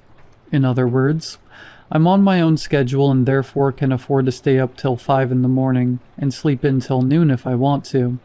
This usually ends up being the case. I am a natural night owl, more than any person I know. Like I said, my wife normally goes to bed around midnight, after which I will proceed to stay up for several more hours on my own. Sometimes I'll sit in bed and watch YouTube right next to her until I get tired. Other times I'll go into the living room of our small student apartment and watch a scary movie or something. She usually won't want to watch those with me anyway, so this works out great. The consequence of staying up until all hours and being the rabid horror fan I am is that I have become very paranoid. The lack of sleep, mixed with my often overactive imagination, has led me to be almost always looking over my shoulder. Ever since I was 10, I've had a sinking feeling that someone, somewhere, is always out to get me. My slight paranoia has often been the butt of thousands of jokes from my wife, friends, and family, but I don't blame them. It can be something as harmless as a man sitting alone at a restaurant, and I will stare him down, just so he knows I'm onto him. When I think about it, it's a pretty dumb and weird thing to do, but for me, it's near instinctual. No, I don't blame their teasing at all. If you saw my behavior and appearance for yourself, it all adds up. I have a gaunt, wide-eyed expression at all times. When I walk home from campus alone at night, my head snaps to the side at the slightest noise, like a trained hunting dog smelling for squirrels. I like to say that my guard is always up, but the truth is that I am irrationally terrified of the world. One of the weirdest things I've started doing this last year is staring through the peephole of our front door for hours on end.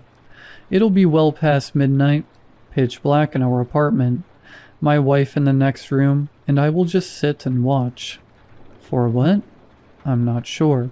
Intruders? Thieves, maybe? We live in the cheapest student housing available, but still, someone could come by. I'm telling you all of these things about myself in hopes that someone can talk me down from the fear I feel regarding what I saw last night. I want someone to tell me that I'm crazy, that I'm imagining things, and that I should seek help. The night before last, my wife and I were cleaning our apartment and needed to do some laundry, which I volunteered to do. The laundromat in our complex is close enough to walk to, but if the weather is ever bad enough, you could justify taking a car. Sometime in the afternoon, I walked to the laundromat, put our clothes in the wash, and later moved them to the dryer. I came and went that afternoon, spent the last of our laundry quarters, and everything was fine. We had friends over that night, and they didn't leave until just before midnight. The night passed like any other, as did the next day. Every night, when my wife goes to bed early, at least by my standards, I usually like to sit in bed with her and talk or cuddle as she drifts off to sleep. On this particular night, being the responsible one in our marriage, she reminded me that we had forgotten to get the clothes out of the dryer. She asked if I could go get them, and pointed out that by this point, our clothes had been sitting in the dryer for almost 2 days. I protested at first, saying it was too late now, and that I'd get them tomorrow. Now, here's the thing. I'm a paranoid scaredy cat. I can admit it, but our laundromat would be considered creepy by anyone.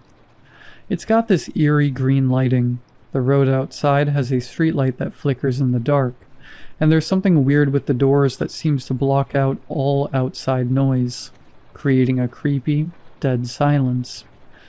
My wife asked me again nicely, pointing out that I would be up anyway, and that she didn't want to risk our clothes getting set and lost and found.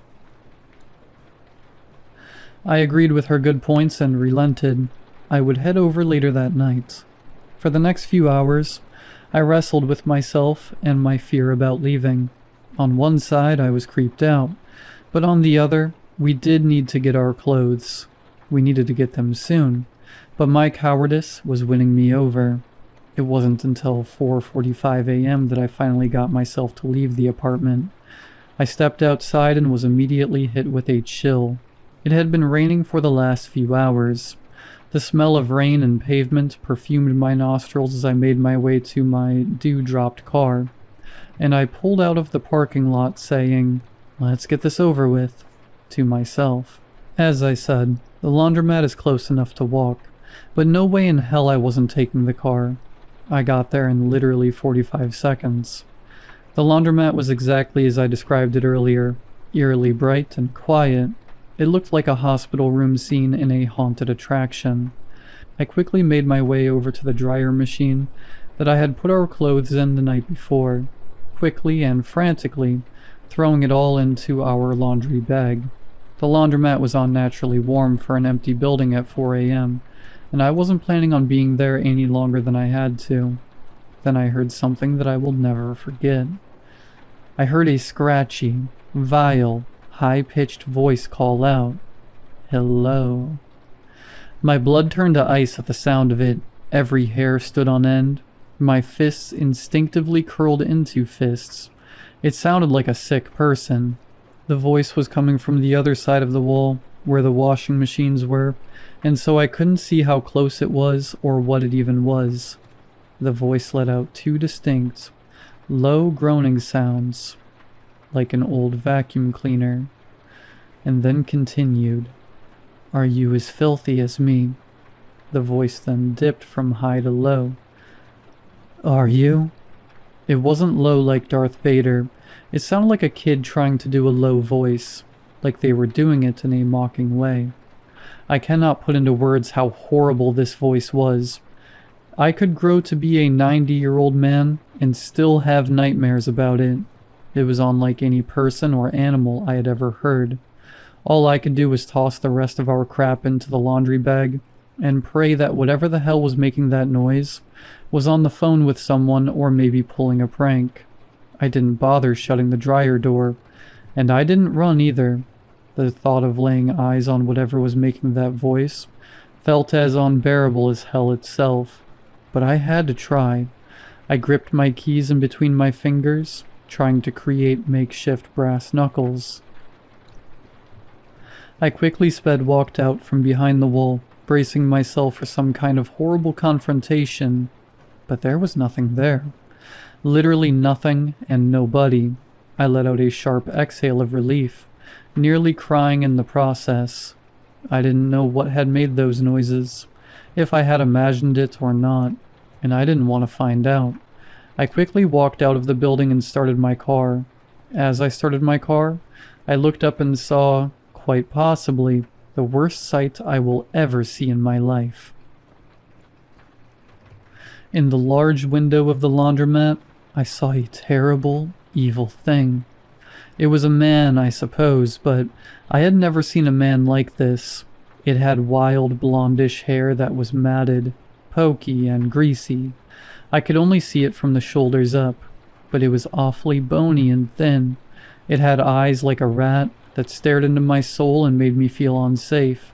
It wore a hospital gown that, to my surprise, was clean and nearly spotless from what I briefly saw. Worst of all, though, were its lips.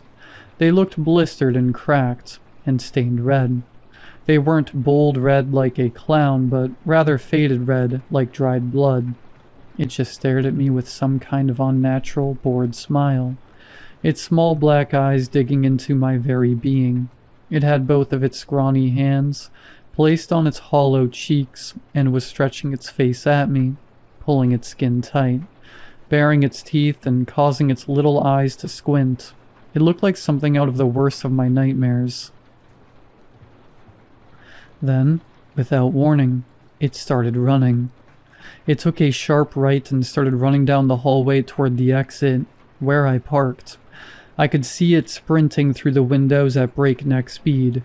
Panicking, I attempted to jam my keys into the ignition, but wound up dropping them, of course. Like my life depended on it, I quickly bent down to grab them off the car floor, my breath picking up speed like a train. I sat back up, and the thing was right outside my window, pressed against the glass of my door. It was still pulling at its face, making the worst possible expression. Its fingernails were yellow and infected. The skin around its neck was covered in little boils and tiny dark holes, its teeth copper-colored, and its gums rotten and frothy. Worst of all, however, it was me. This thing, its face, it was my face. It was like a twisted version of my reflection staring back at me, its eyes still black and tiny, its face still stretched, but it was me. It even had the same triangle-shaped birthmark that I have over my left eyebrow. I screamed as the thing headbutted my car window, shattering it and getting glass all over me. I screamed and screamed with tears in my eyes as I quickly reversed the car, putting a few feet of space between me and the thing. While I was putting it in drive, the creature stared at me with a face that both was and wasn't mine, now with blood and glass shards all over it, sticking out of its skin from my window. I just sat and stared, its untainted hospital gown fluttering in the early morning wind. I stepped on the gas and got the hell out of there. I swear I almost had a panic attack and crashed the car. I must have driven around town for 45 minutes before I headed back for home. I quickly parked the car and ran into our apartment. It was just under 6 a.m., and the sun was beginning to peek over the horizon. I closed and locked the front door and fell to my knees. I wanted to cry, or throw up, or both. Looking back, I might have been in shock, but I'm not exactly sure what I was feeling even at the point of me writing this. I sat on the couch, caught my breath, and cried a little before eventually falling asleep. My wife woke me up for a goodbye kiss before she went to work, and to ask me why I had slept on the couch. At this point, I was running on about 3 hours of sleep, and so my answer was pretty much gibberish, but I lied and said it was too hot in our room. The events that had happened only a few hours earlier came flooding back to me in my sleep-deprived delirium, and my heart started to beat at rabbit speed again. What was at the laundromat last night? Did I imagine all of that? Was it a result of sleep deprivation and paranoia? Is there someone dangerous hiding out in our complex? Should I tell someone? Who would believe me? Am I safe? Why did it look like me? I don't know what to do. Should I talk to the police or at least campus security? I know I'll sound insane if I share too many details. Should I start talking to a therapist? Would a therapist believe me? Should I tell my wife? Would she even believe me? I'm not sure if I believe me. I'm more stressed than I've ever been, but there's one thing I do know for sure. After she left for work, I heard my wife walk past where I had parked my car and say, "What the hell?"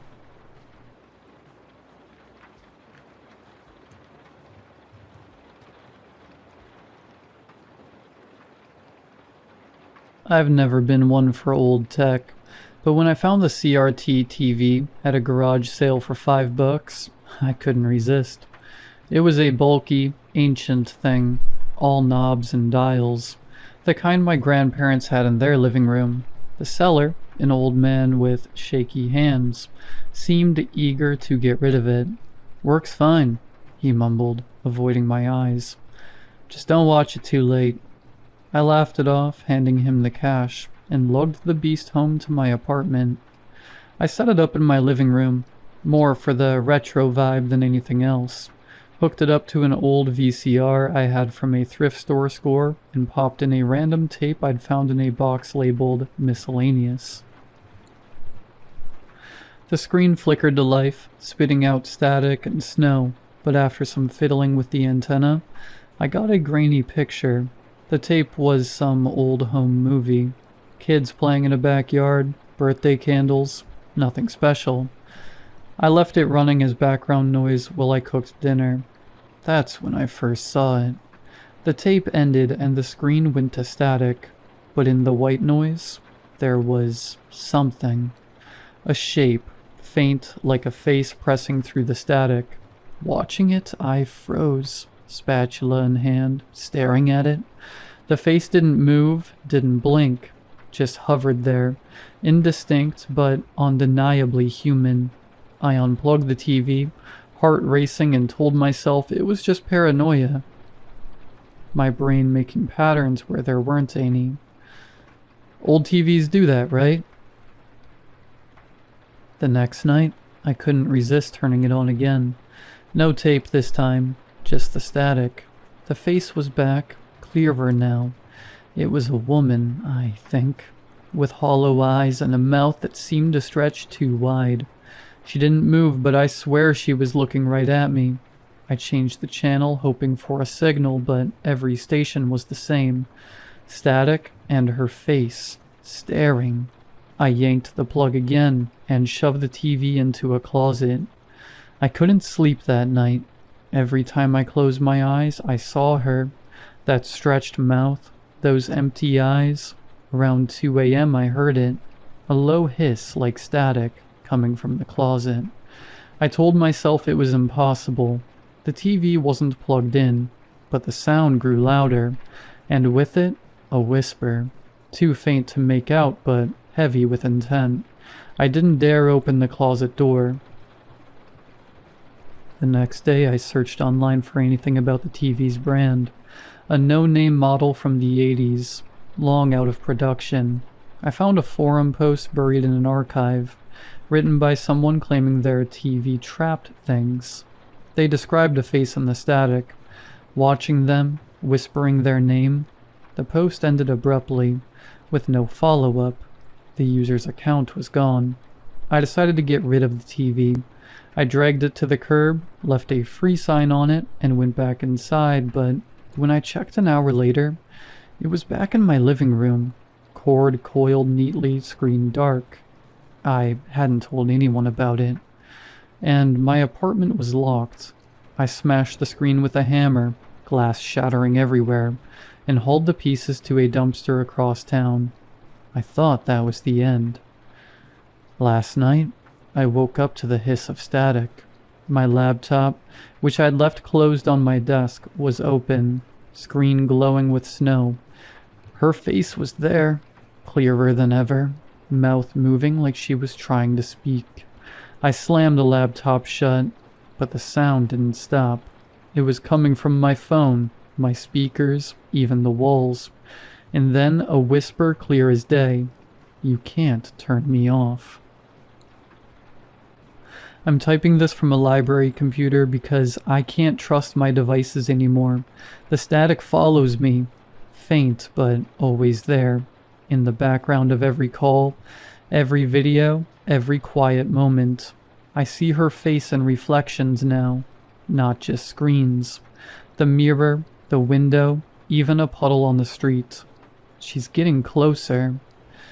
If you've ever seen a face in the static, if you know what she wants, please tell me.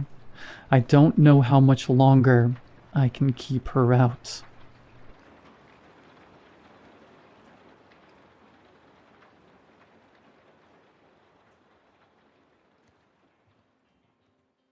Hey everyone, and welcome to Slumber Reads. Tonight we have 2 hours of horror stories as per usual.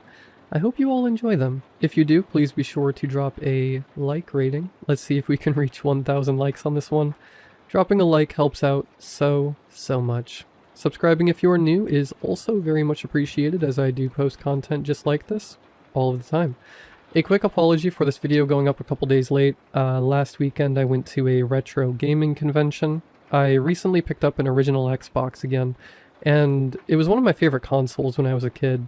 I always really wanted the Buffy the Vampire Slayer game, but I just never got it. So I was at the retro gaming convention hunting for Buffy the Vampire Slayer. I ended up finding it, which is so exciting. I got it home and played it, and the game rocks, by the way. But a couple days later, I woke up and I was just so unbelievably sick. I don't know if I got sick from the convention. One could assume I probably did. But my migraine was so bad, I just could not record.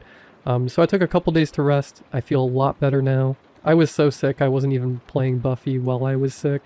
I was just laid up in bed. It was awful. But I'm feeling a lot better now. Got the video done. I hope you all enjoy it.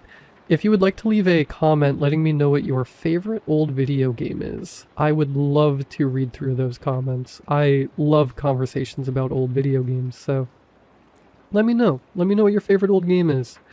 But yeah, sit back, do whatever it is that you do to relax. Enjoy the 2 hours of horror stories with no mid-roll ads. Except for the ad break after this intro, there will not be any more ad breaks after that one.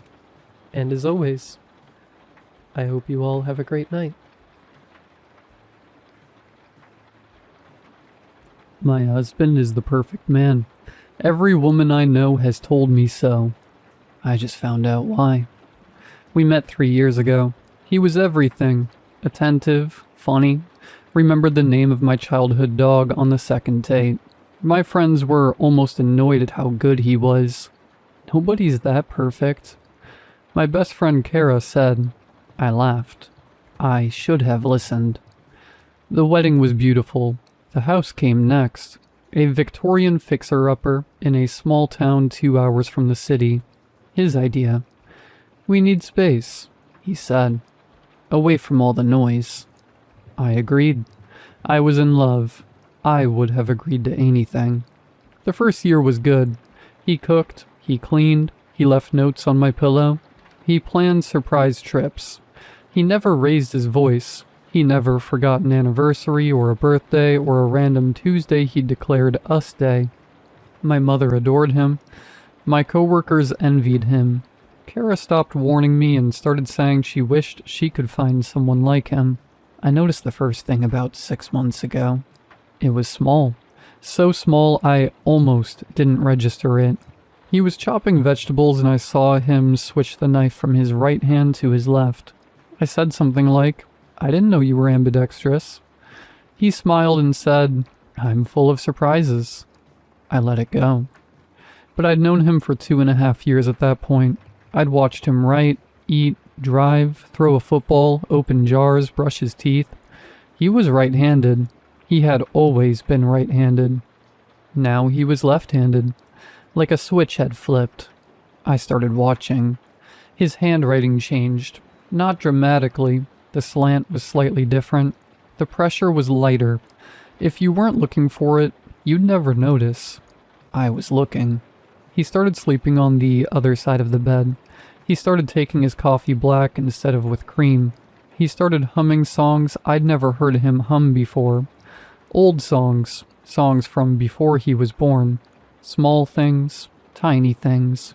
A dozen tiny things that each meant nothing on their own. I asked him about the coffee one morning. Since when do you drink it black? He looked at me with this expression I'd never seen before. Not anger, not confusion. Something else. Something circulating. Like I'd asked a question he'd been expecting, and he was deciding which answer to use. Trying something new, he said. New year, new me. It was June. I started keeping notes in a private document on my phone. A list of changes. The handedness, the handwriting, the coffee, the sleeping position, the humming. I added to it every time I noticed something. By August, the list had 47 entries. 47. I know what the number means now, but I didn't then. The dog knew first. We have a golden retriever named Gus. I've had him since before I met my husband. Gus loved him from day one. Would sleep at his feet, would bring him toys, would whine when he left for work. Around the time I started my list, Gus had stopped doing any of that. He wouldn't enter the same room as my husband. He'd freeze in doorways, he'd growl in his throat, a sound I'd never heard him make. At night he'd press himself against my side of the bed and stare at the bedroom door. All night, every night. My husband said Gus was getting old. Dogs get weird in their senior years, he said. Gus is 4. Last month I woke up at 3 a.m. and my husband wasn't in bed. I found him in the basement. He was standing in the dark facing the wall completely still, not moving, not speaking, just standing there like someone had paused him. I said his name. He turned around and his face was wrong. For just a second, less than a second, his features were slightly off. The eyes a little too far apart, the mouth a little too wide, like someone wearing a mask that had slipped. Then it was gone and he was my husband again. Smiling. Couldn't sleep? He said. Came down here to think. He kissed my forehead and went back to bed. I stood in the basement for 10 minutes after he left, trying to convince myself I'd imagined it, trying to unsee what I'd seen. I couldn't. That night I added entry 48 to my list. Face slipped. The next morning I called Kara. I hadn't talked to her in months. He'd slowly separated me from everyone. Not dramatically, not with rules or demands, just with suggestions. Kara's kind of negative, don't you think? Your mom stresses you out. Maybe we skip this visit. Your coworkers don't respect you. You should look for something remote. One thread at a time until I was alone in a Victorian house 2 hours from anyone I knew. Kara didn't answer. I tried my mom. No answer. I tried 3 other friends. Nothing. I checked my texts, my calls, my emails. I'd been reaching out. I had the sent messages to prove it. But nobody had responded in weeks. I checked my husband's phone while he was in the shower. I found a blocked numbers list. Kara, my mom, my dad, my brother, every friend I'd ever had, every coworker I'd ever mentioned. Blocked. Not on my phone, on his. He'd been intercepting. He'd been responding to them as me, telling them I needed space, telling them I was going through something, telling them not to contact me. There were hundreds of messages, months of them. He'd been both of us, the perfect husband and the wife who was pushing everyone away, building a cage out of my own voice. I didn't confront him. I pretended everything was normal. I smiled at dinner. I kissed him goodnight.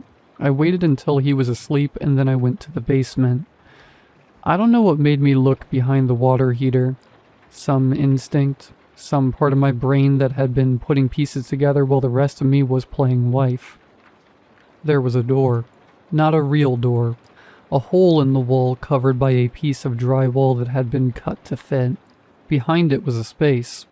A small room, maybe 6 feet by 4 feet. Concrete floor, no windows. A single light bulb hanging from a wire. And on the floor was a phone. My phone. My old phone. The one I'd lost at the airport 6 months ago. He'd helped me look for it. He'd been so concerned. He'd bought me a replacement the next day. The phone was still on. It was plugged into a charger that ran through the wall. The screen showed a messaging app, open to a conversation with someone named Collector. The last message was from 3 hours ago. Specimen 47 is fully integrated. Subject has not detected the transition. Recommend proceeding to harvest phase. Estimated yield, 94% compatibility. Previous specimens, 46. Success rate, 100%. Above that were photos. Dozens of photos. All of women. all taken without their knowledge. Sleeping, showering, reading, crying, living their lives while something documented them. One of the photos was of me, from last night, asleep in my bed, taken from the doorway of my bedroom.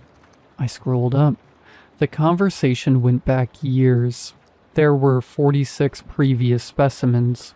Each one had a name. Each one had photos. Each one had a final message. Harvest complete. Specimen number processed. Replacement deployed. I looked up the names. My hands were shaking so hard I could barely type. Every single one was a missing woman. Different states, different years, all unsolved. All last seen with a boyfriend or husband who was described by everyone as the perfect man. I heard footsteps above me. He was awake. I'm in the bathroom now. The door is locked. He's knocking, softly, patiently, the way he does everything. Babe, come out. Let's talk about this. His voice is exactly right. Exactly the voice I fell in love with. Warm, concerned, loving. But I can hear something underneath it now. Something I never noticed before. A second voice. Quieter, behind the first one. Like two people speaking at the same time, but one of them is farther away. Babe, I'm not going to hurt you. You know me. You know I'd never hurt you. The door handle is turning. Slowly. The lock is holding, but I don't know for how long. I'm posting this because I need someone to know.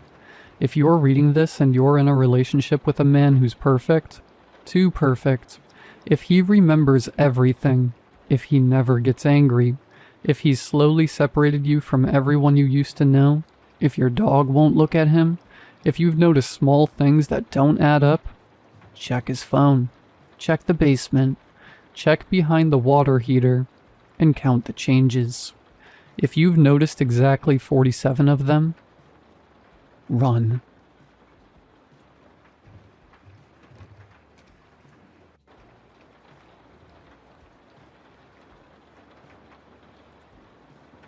Muffled voices bleed up through the floor.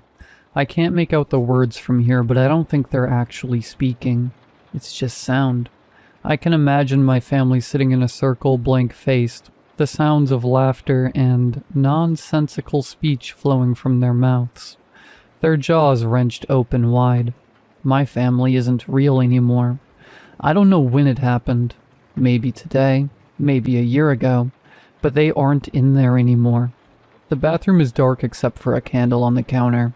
My skin barely registers the lukewarm bath water I'm soaking in. I still feel dirty, like my not family is sticking to me. I rise from the tub, careful to not make a sound. Towel off and press my ear against the floor. The things that replaced my family try to keep up appearances, but whenever I've been out of the room for long enough, their voices begin to slur and jumble together. That's what I hear now. Incoherent noise. It still sends chills down my spine, listening to their idle voices chatter on like this. They overlap one another, laughter interjecting at random. As bad as it is hearing this, their behavior when I am around is 1,000 times worse. They're all smiles and pats on my back, making sure I'm okay or that I've eaten enough. They don't seem to want to let me out of their sight. A couple hours ago, when I came upstairs to take my bath, they stood outside the door with hushed voices for several minutes until they finally decided to go back downstairs. I decided I'm leaving. I don't drive yet, I'm just 15, but I have a friend about 2 miles away whose parents are on vacation.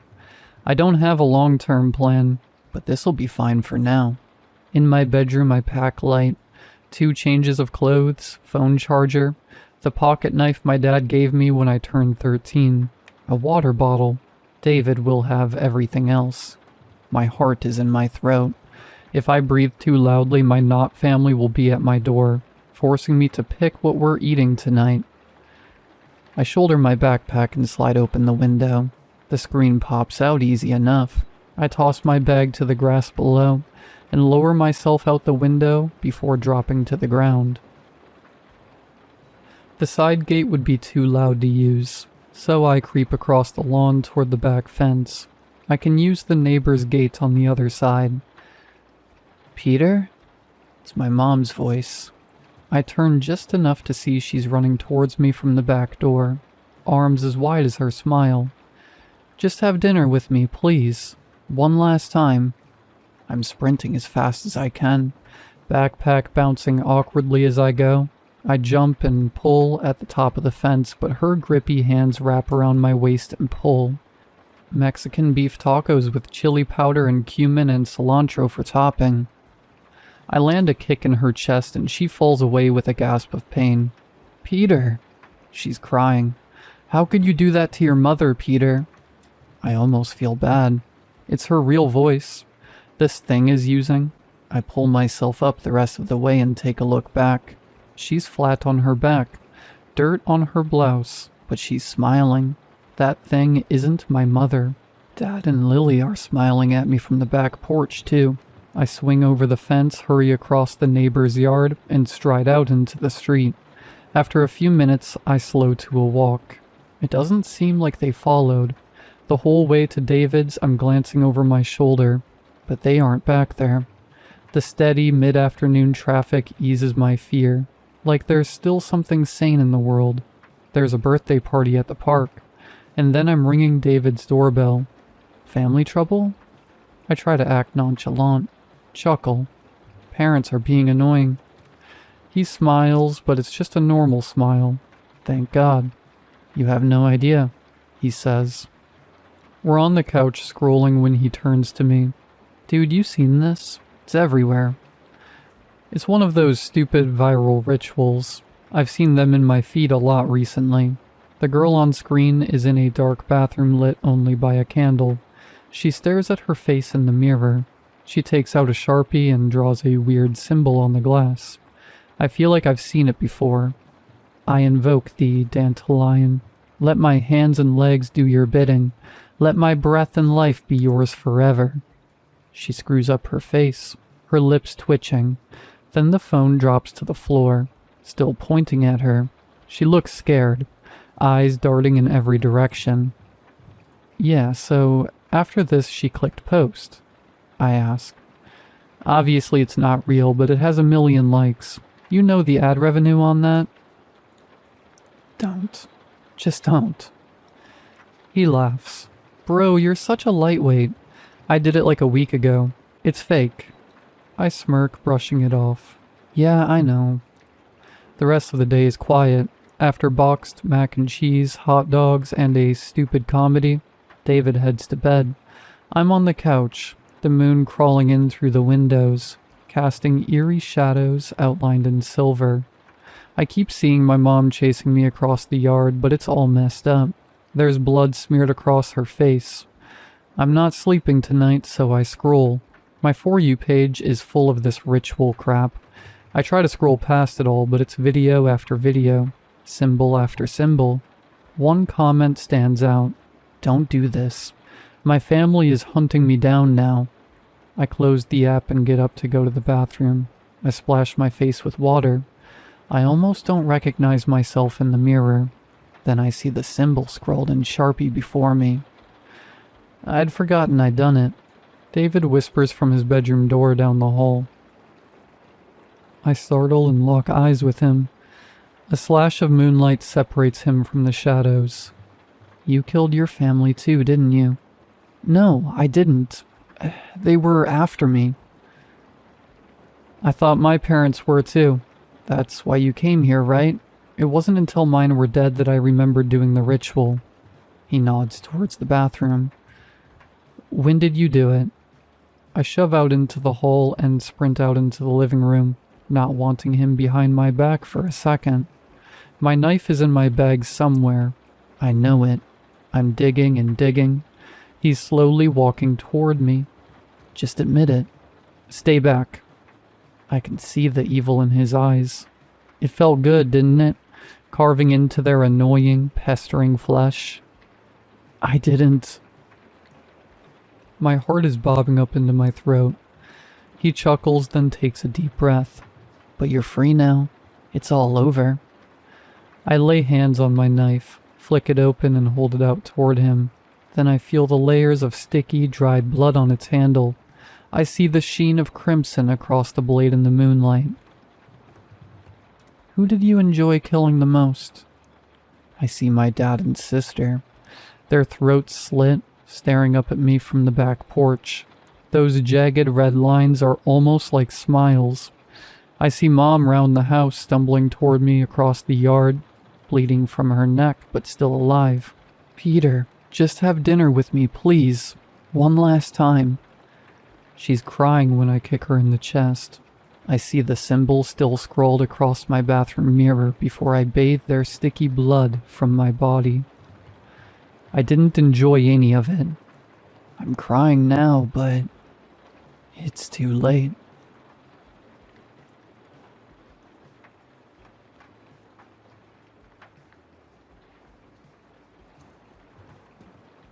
Today was my last day of 8th grade.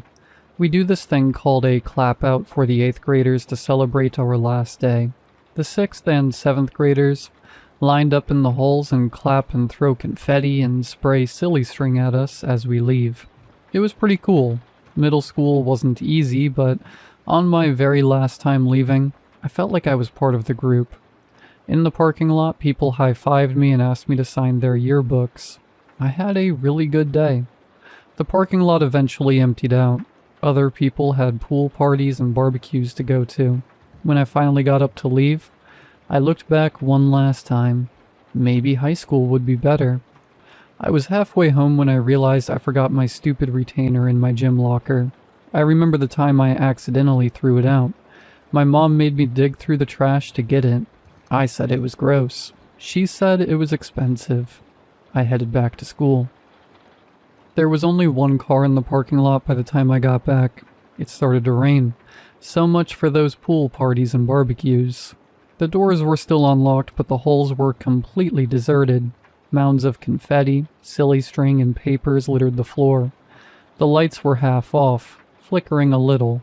An hour ago the place felt like a party. Now it made me feel weird. I thought there'd be a few teachers around, at least the janitor cleaning up. I got that feeling where the back of your neck tingles. I really wanted to go. I'm not sure why. As I turned the corner, I heard a faint noise. I realized it was singing. My walk turned into a jog. With each turn, the singing got louder and louder. I came to a stop right outside the locker room. It was coming from inside. The hair on my arm stood up. Then I felt kinda stupid. It's just music. I remembered how kids made fun of the janitor for listening to old people music on a little portable radio. I calmed down a little. He was probably sweeping in there. I looked at the massive mess all around me and felt bad. I pushed open the door. The room was empty, but the tinny music got louder with every step. I peeked around the corner.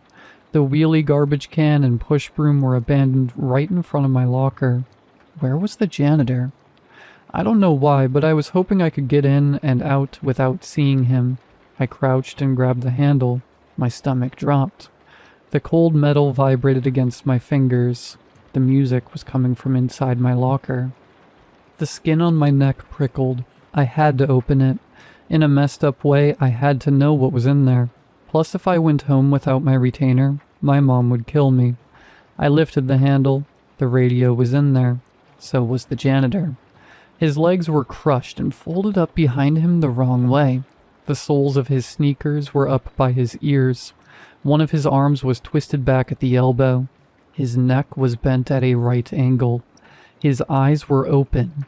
I thought he was dead. Then he took a deep breath and smiled at me.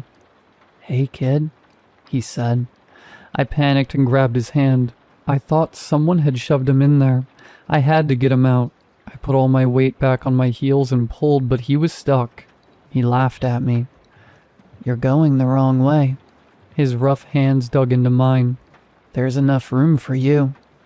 He hauled me forward. I stumbled and my face slammed into his crumpled torso. He was damp and smelled sour. His chest jiggled as he laughed again. "That's the spirit," he said. He wrapped his arm around my head and tugged me halfway into the locker. My head hit the cold metal in the back, and I heard a crack in my neck. I literally saw stars. I thought that was just in cartoons. I wanted to scream, but nothing came out. I thought about the one car in the parking lot. No one would hear me anyway.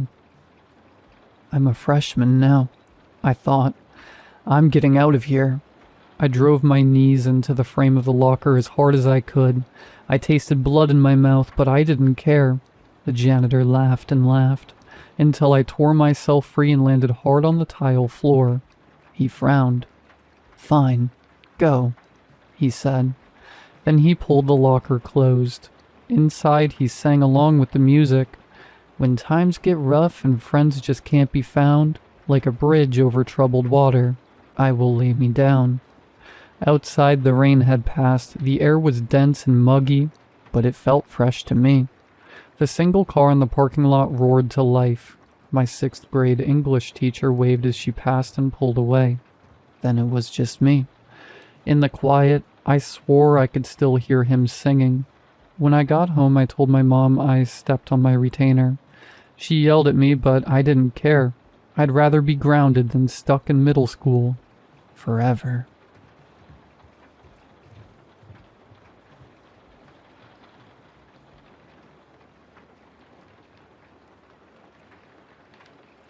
I'm writing this because all of the shrinks I've visited think I'm delusional. They believe something happened to me, but I dissociated the entire event and instead imagined this place. I didn't. Nothing I felt or experienced was imaginary. I don't know how I caught its eye, or if it will come back for me, and I live in fear of that simple thought every day. So here I am, writing this down to warn others, to tell them of the nightmare I experienced. Though honestly, I don't think this is really a warning, so much as it is a victim statement. On my 21st birthday, I disappeared for 3.5 years. I only know this because I've been told nearly 1,000 times. I've been poked and prodded with so many needles that I've made voodoo dolls jealous. No one understood what happened to me. Hell, I don't understand what happened, but I know it was real. It was around 3 in the afternoon. I was excited to finally be able to drink at the bar with my friends. They had always teased me because I was the youngest, and the de facto designated driver because of it. But tonight it was my turn to get so drunk I wouldn't remember where I put my feet. It never came. I was going to stop by my best friend's place before we headed out. He lived just a few blocks away, so I figured I'd walk over. And when the time came, he'd be the designated driver for the evening. As I rounded the corner to his street, things changed. The world around me seemed like it was made of liquid. The air felt oppressively thick, and I had trouble finding my breath. I choked and gasped, clawing for air as everything around me seemed to shimmer and undulate. It was suddenly like I was swimming. Air seemed to vacate the space I was in quickly, and I felt the world darkening around me. Nausea gripped my gut to the point that I had fallen to my knees, gripping my stomach as the world spun. Then, everything blacked out. When I came to, I was somewhere else. It was a room. Everything looked like it was made from polished steel. There was no door, no windows, and nothing to indicate what time it was. There was just a single metal bench on the far end of the room, long enough to fit 3 people. As I explored and tried to get a sense of my surroundings, another overwhelming wave of nausea gripped me. The world spun as I clung desperately to consciousness, only to see one of the walls open and a pair of human-looking figures step into the room. I didn't see them fully, though. The world faded with my consciousness. The next time I woke, I was in a lying position. My head was throbbing, and there was some intense light burning into my eyes. I couldn't reach for my forehead, though. My hands had been secured to whatever I was on. I panicked. Desperately, began to thrash and pull at my restraints, but I couldn't move. I wanted to cry out, but something was covering my mouth. "Relax," a voice said from somewhere I couldn't see. "We understand there may be some confusion, but that is part of the experiment." I struggled against the bonds, cries for help muffled by whatever was over my face. "This will go far more smoothly if you just relax," the voice spoke again. "We cannot accurately determine the level of stress you are under if you are already under so much of it." It was cold, clinical. Finally, something entered my vision. I wanted to scream when I saw it. I wanted to deny it was real, but I couldn't. It had no face to speak of, just a mass of flesh with what looked like a long, thin line traveling from top to bottom. The top of its head was crowned with strange, fleshy tendrils that opened to small rolls at the end of each.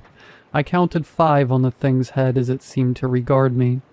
This will, unfortunately, be quite painful.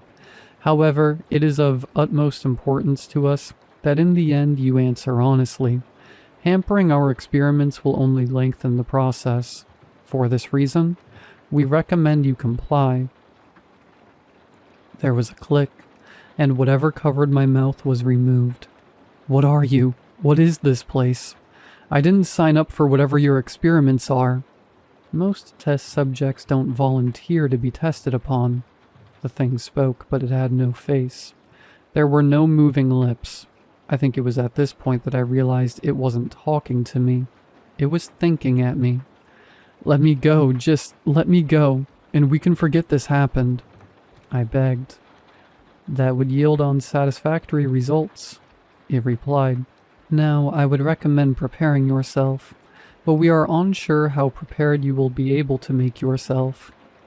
The soft electrical hum of machinery filled my ears as I felt my arm beginning to move on its own. The machine extended it outward at first, so that it was parallel with my shoulder. It conducted a few more experiments, testing this range of motion in my arm. Then the machine started to bend downward. Before I could call out, before I could tell this thing to stop, my arm snapped, broken in two like a branch, the bone spiking from my flesh. I screamed. Agony flooded my system. Adrenaline flooded my veins. My breath was suddenly ragged in my chest as I fought back tears, groaning in absolute anguish. "Please, explain what you are experiencing," the entity demanded. I could only scream. Pain flooded my system, and all I could think about was how much it hurt. "On a scale of 1 to 10, please rate your pain." It kept going, completely ignoring my screams. Eventually, shock started to settle in. The pain was still there, but I could think. "It's an 11. Is that what you wanted me to say? Will you let me go now? You broke my arm. You have your data." The creature tilted its head as it looked at me. "We have only just begun our experimentation. You are already unable to continue." Yes, for the love of God, I cannot keep going," I begged. "Please, please, please, just let me go."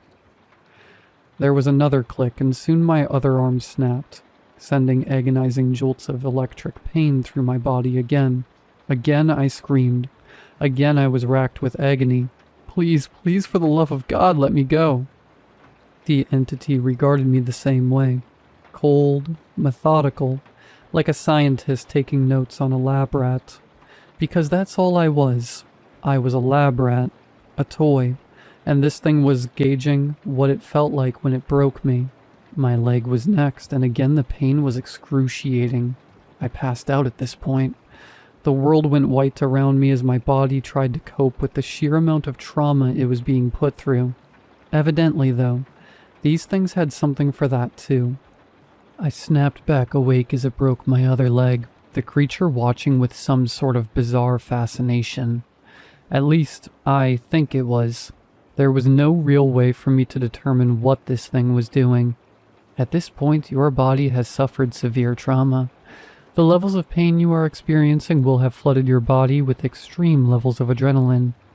If it weren't for the fact that this thing was talking in my head, I wouldn't have heard it through the haze of suffering it cast over my thoughts. Another click. Another whir. I felt my head being pulled upward. The pain in my neck was growing more intense as the machine continued to pull. Then suddenly there was nothing.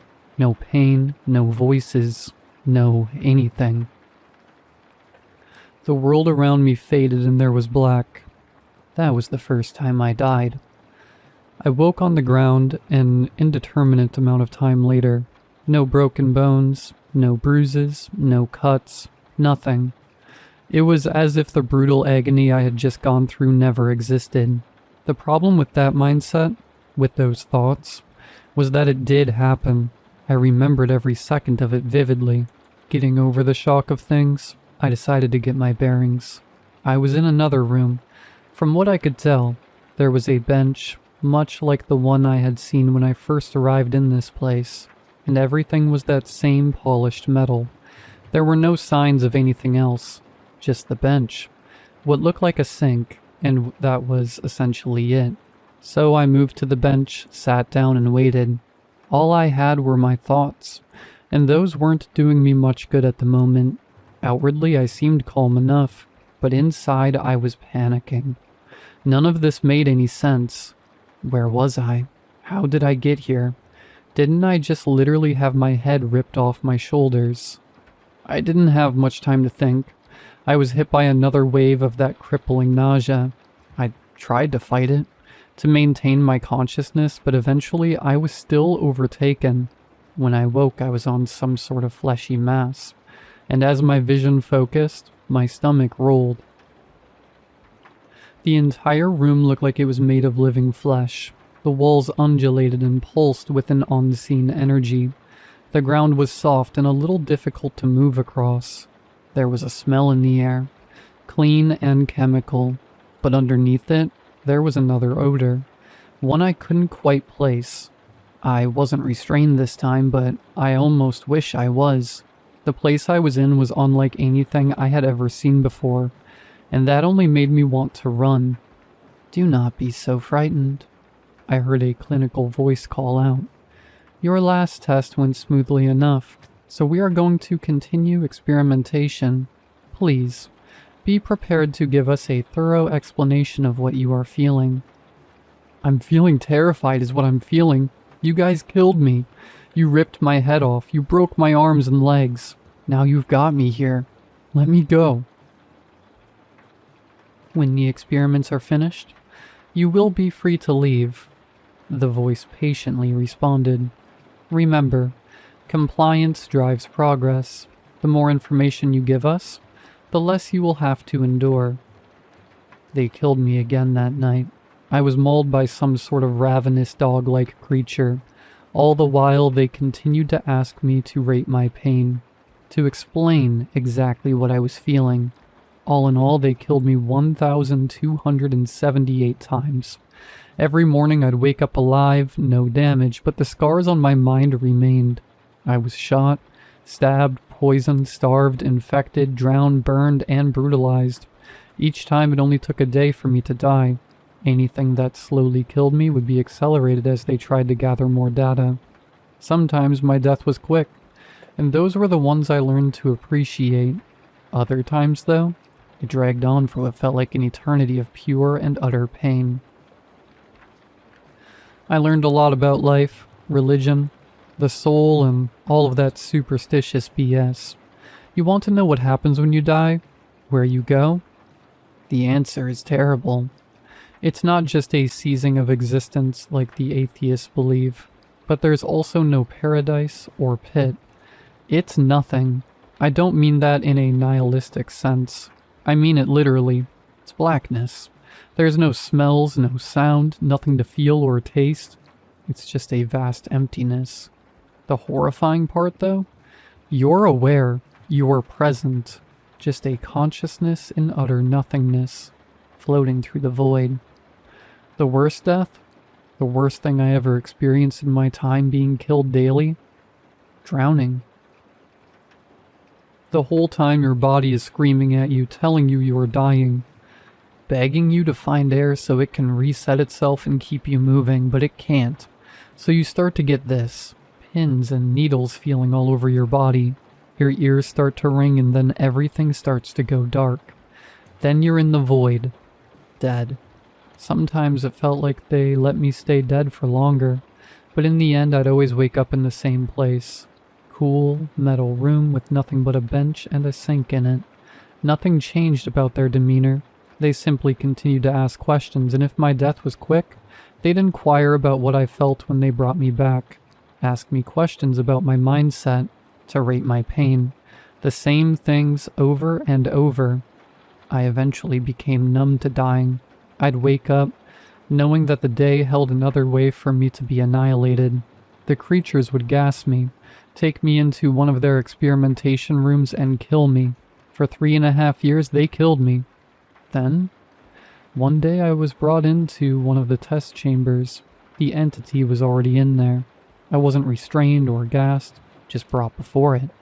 I wanted to lunge at it, to make it experience a modicum of the death I had tasted at its hands, but something was preventing it, like my mind wasn't going to let me move against it. After this, testing will have concluded. We've gathered all of the information we need from you. It thawed at me. My heart skipped a beat, and for the first time since my arrival, I felt the bitter taste of hope in my mouth again. You mean you're going to let me go? You will be released when testing is concluded. We had promised this when testing began. I couldn't believe it. All right then, let's get this over with. The entity said nothing else. It turned to me. It wore no clothes. Its body was this mixed hue of light purples and pinks, almost like bruised flesh. Its skin wrinkled in strange places and its arms were too long. They nearly touched the ground. Its knees bent in the opposite direction, but that didn't seem to slow it as it bent and moved forward at an alarming speed. I felt it place a hand on my shoulder, felt the familiar agony of a vice-like grip lifting me into the air to meet its face. I had seen what was hidden behind that slit in the head once. I never wanted to again. One of the tendrils on its head moved into my view, and I watched as a long, bone-colored needle slid from the hole in it. I slit my throat with that needle, and I bled out on the ground in front of it. My last thought hearing, "Thank you for your cooperation." I woke on the ground the same place I had disappeared, the corner of the street near my buddy's house. I didn't know how long I'd been gone at this point, or how many times I had died, only that it was over. The relief I felt was overwhelming. I couldn't believe I was free. I laid there in the road staring at the sky and not a chrome ceiling. For the first time since I had been taken, I began to weep. I was so overwhelmed with everything that had happened that I just broke down and sobbed in the middle of the road. I don't know how long I cried for, but God, it was cathartic. I did eventually head over to my friend's house, and I scared the crap out of him. That was when I had found out I was gone for 3 years, that no one knew what happened to me. I tried to explain what had happened, but as I did, I realized how crazy it sounded. Yeah, man, I was coming to your place so we could go get smashed, and I was abducted by some alien thing that killed me every day for the 3.5 years I was gone. Doesn't exactly come off as something a sane person would tell anyone. The police were contacted. My parents were contacted. The news showed up. I was a local celebrity for a while. No one believed me about the alien, though. If that's even what it was. Maybe it was a demon. Maybe it was something else entirely. All I know is that it was able to kill me and bring me back completely unharmed. Eventually, it was suggested I talk to a psychiatrist. Everyone believes something happened to me, that I was kidnapped and taken somewhere, maybe feed copious amounts of psychoactive drugs, so that I'd think it was all aliens and dying.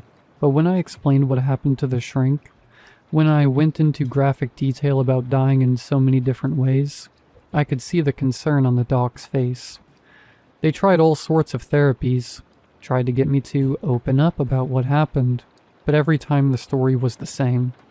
I was abducted, and some weird alien thing killed me, over and over again. They couldn't get the breakthrough they were hoping for. So I was tested, medically. Doctors wanted to know if I had been dosed with psychotropic medicines, or some such BS. No one could accept my story. I still don't think anyone believes me, and I don't blame them. I mean, if I had been told by someone they had been killed over 1,000 times in over 1,000 different ways, I don't think I'd believe them either. I don't know what it was that they were trying to determine. or why it involved killing one person, but I know that it was a nightmare. I'm terrified of heat mirages at this point. I don't know if these things are done with me, or if they're just luring me into a false sense of security. It doesn't matter though. If they came again, I couldn't stop them. And if they come for you, you won't be able to stop them either.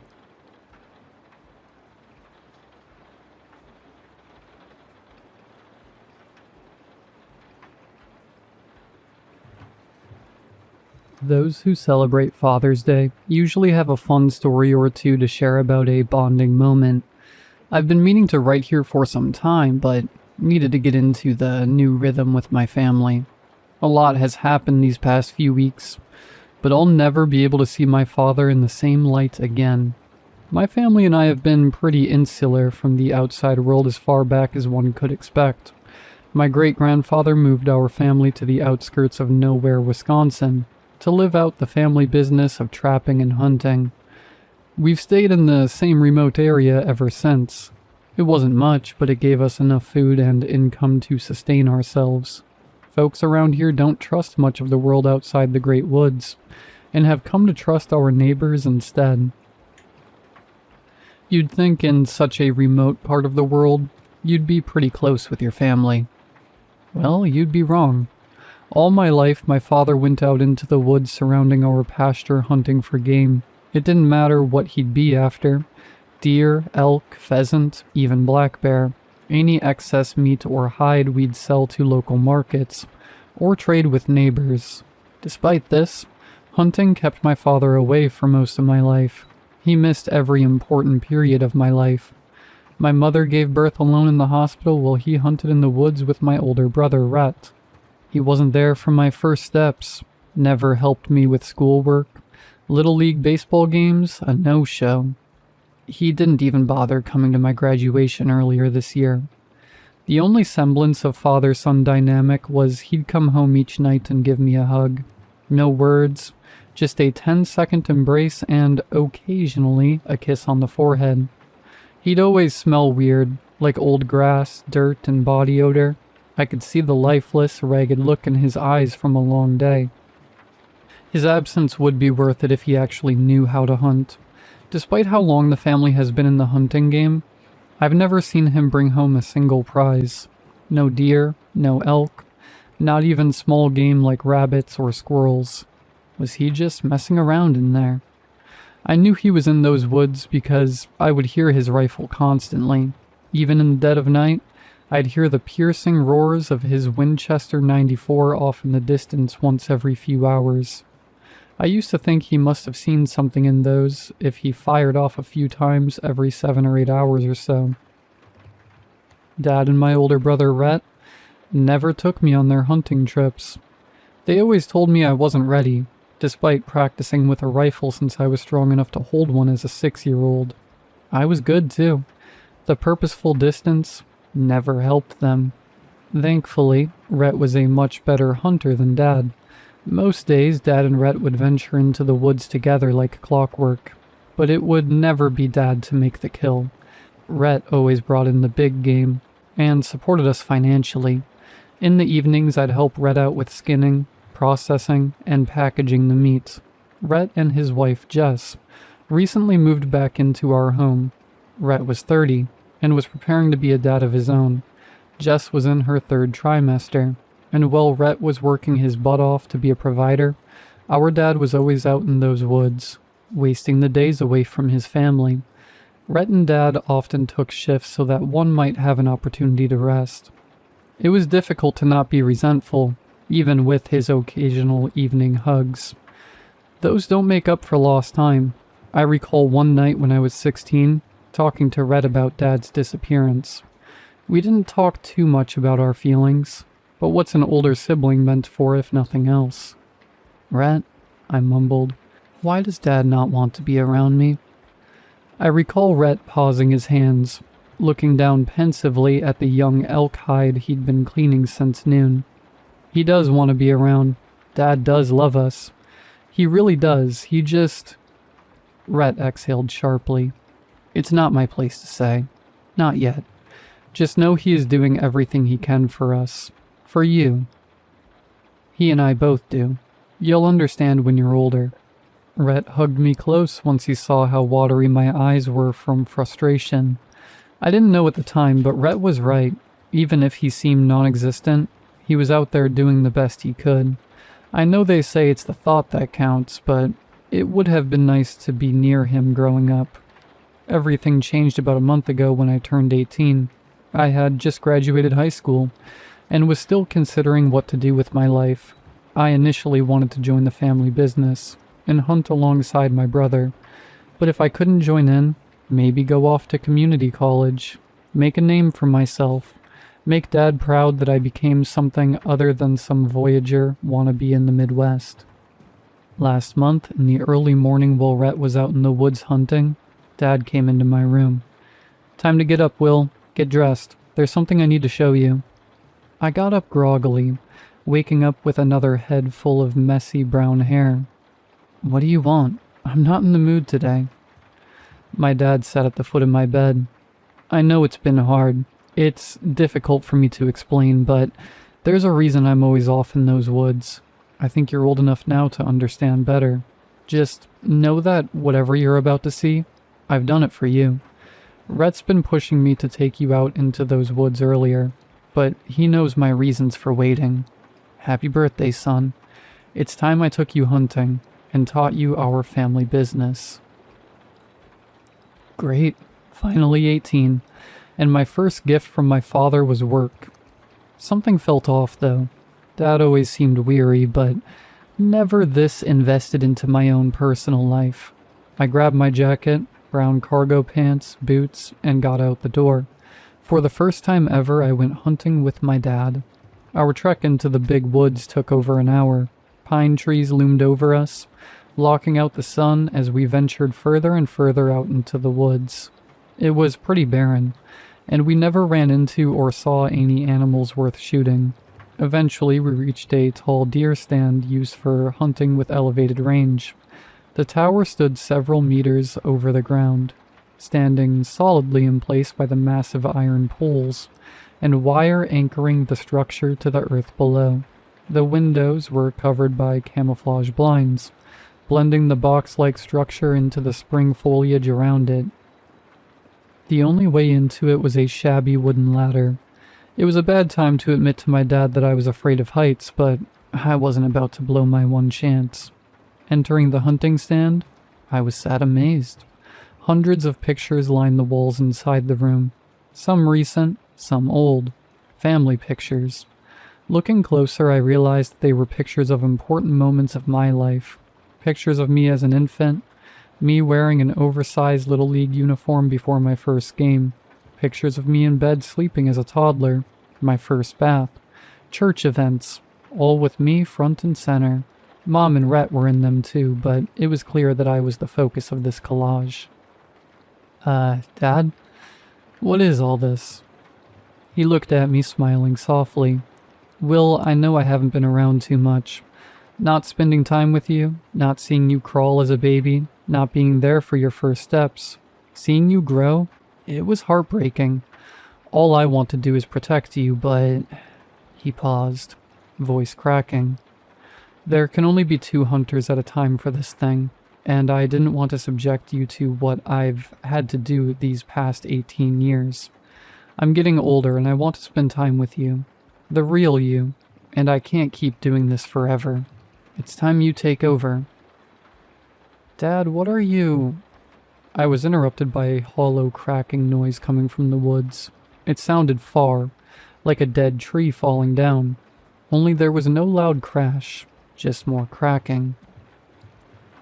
"Hold that thought, son. Let's get this done quickly. I fixed the rifle at its head. I need you to see what I've been hunting all these years."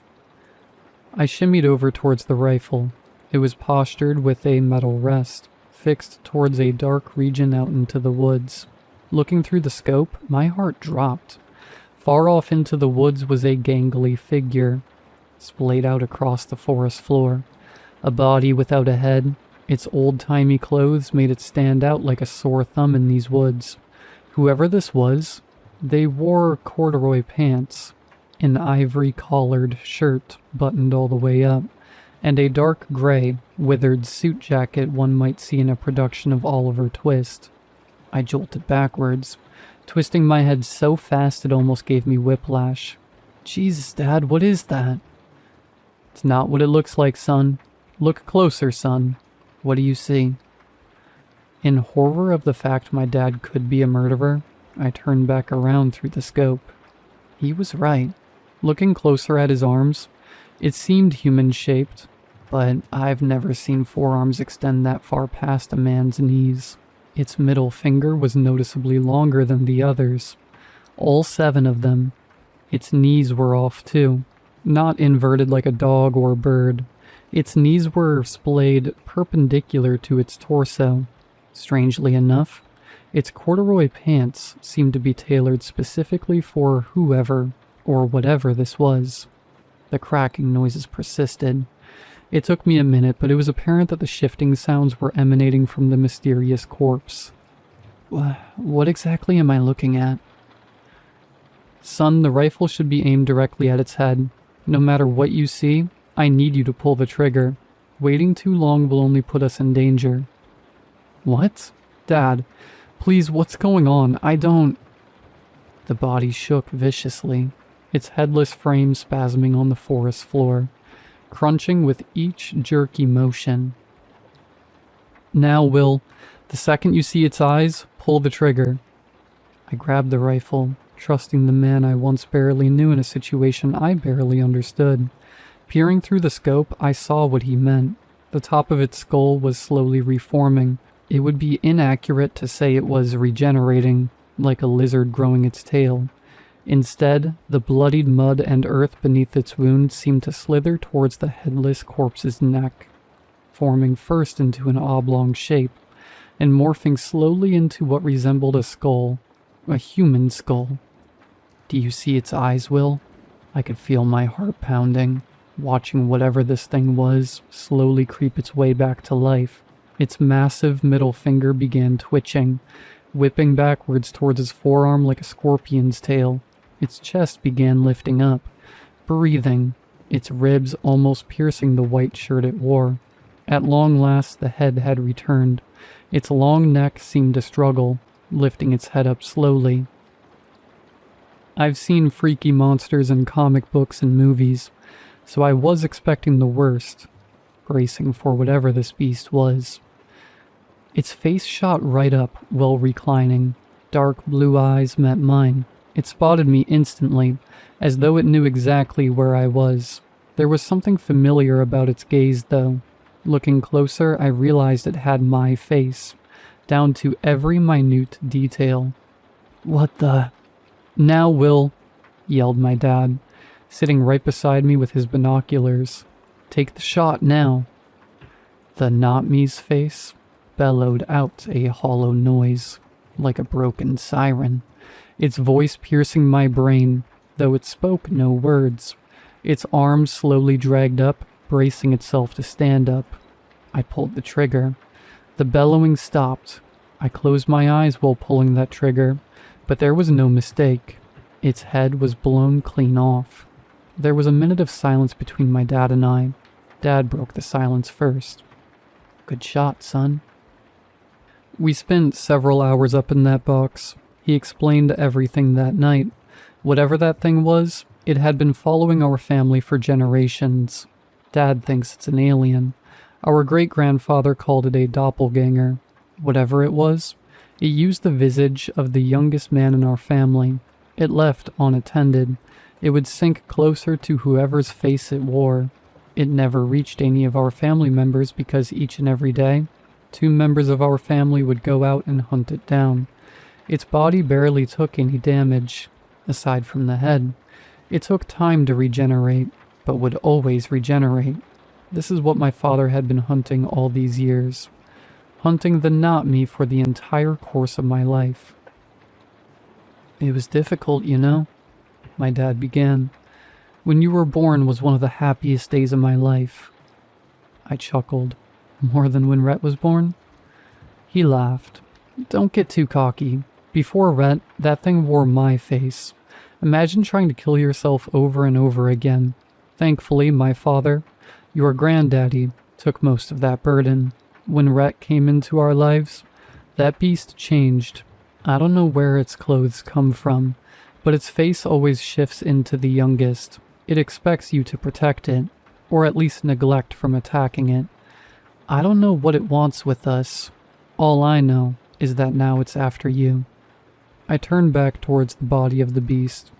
Its body lay motionless, but I could see its splattered blood from across the trees slowly slither back toward the ground, in the direction of its husk.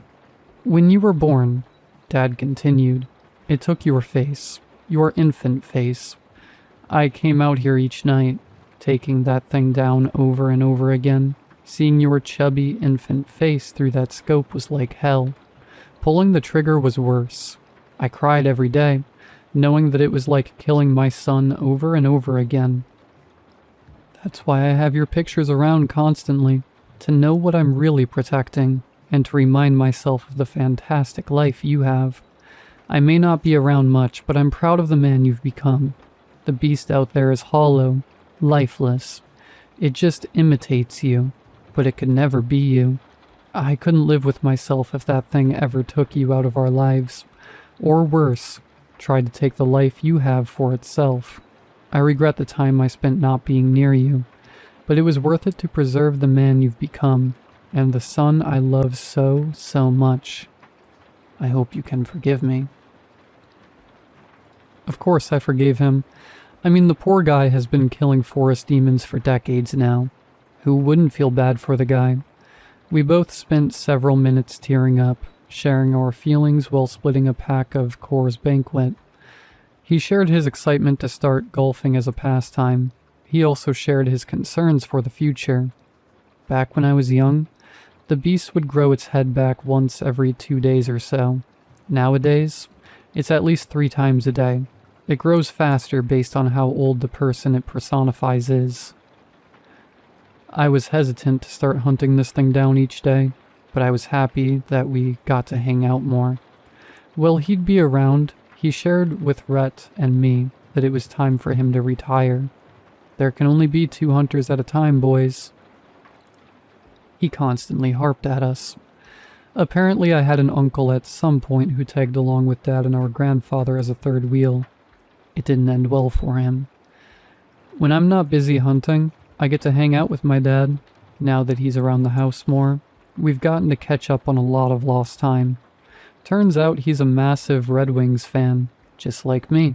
We even got tickets to a few of their games for next year. It was confirmed that while Dad enjoys his retirement, Rhett would take over as the main hunter for the beast in the woods. While I took over Rhett's job as the primary provider for the family's hunting business. Rhett went into those woods 3 times a day, just like Dad. It's been somewhat of a seamless process, albeit unnerving, knowing my brother was blowing my brains out across the forest floor each day. Things will be different now, though. Just this morning, Rhett's wife went into labor. They had a happy, healthy baby boy with dark blue eyes, a short nose, and dark brown eyebrows. A face that Rhett would soon grow uncomfortably familiar with.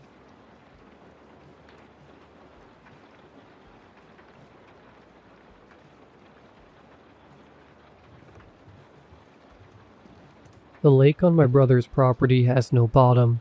Me and my brother live on 25 acres out in the middle of nowhere.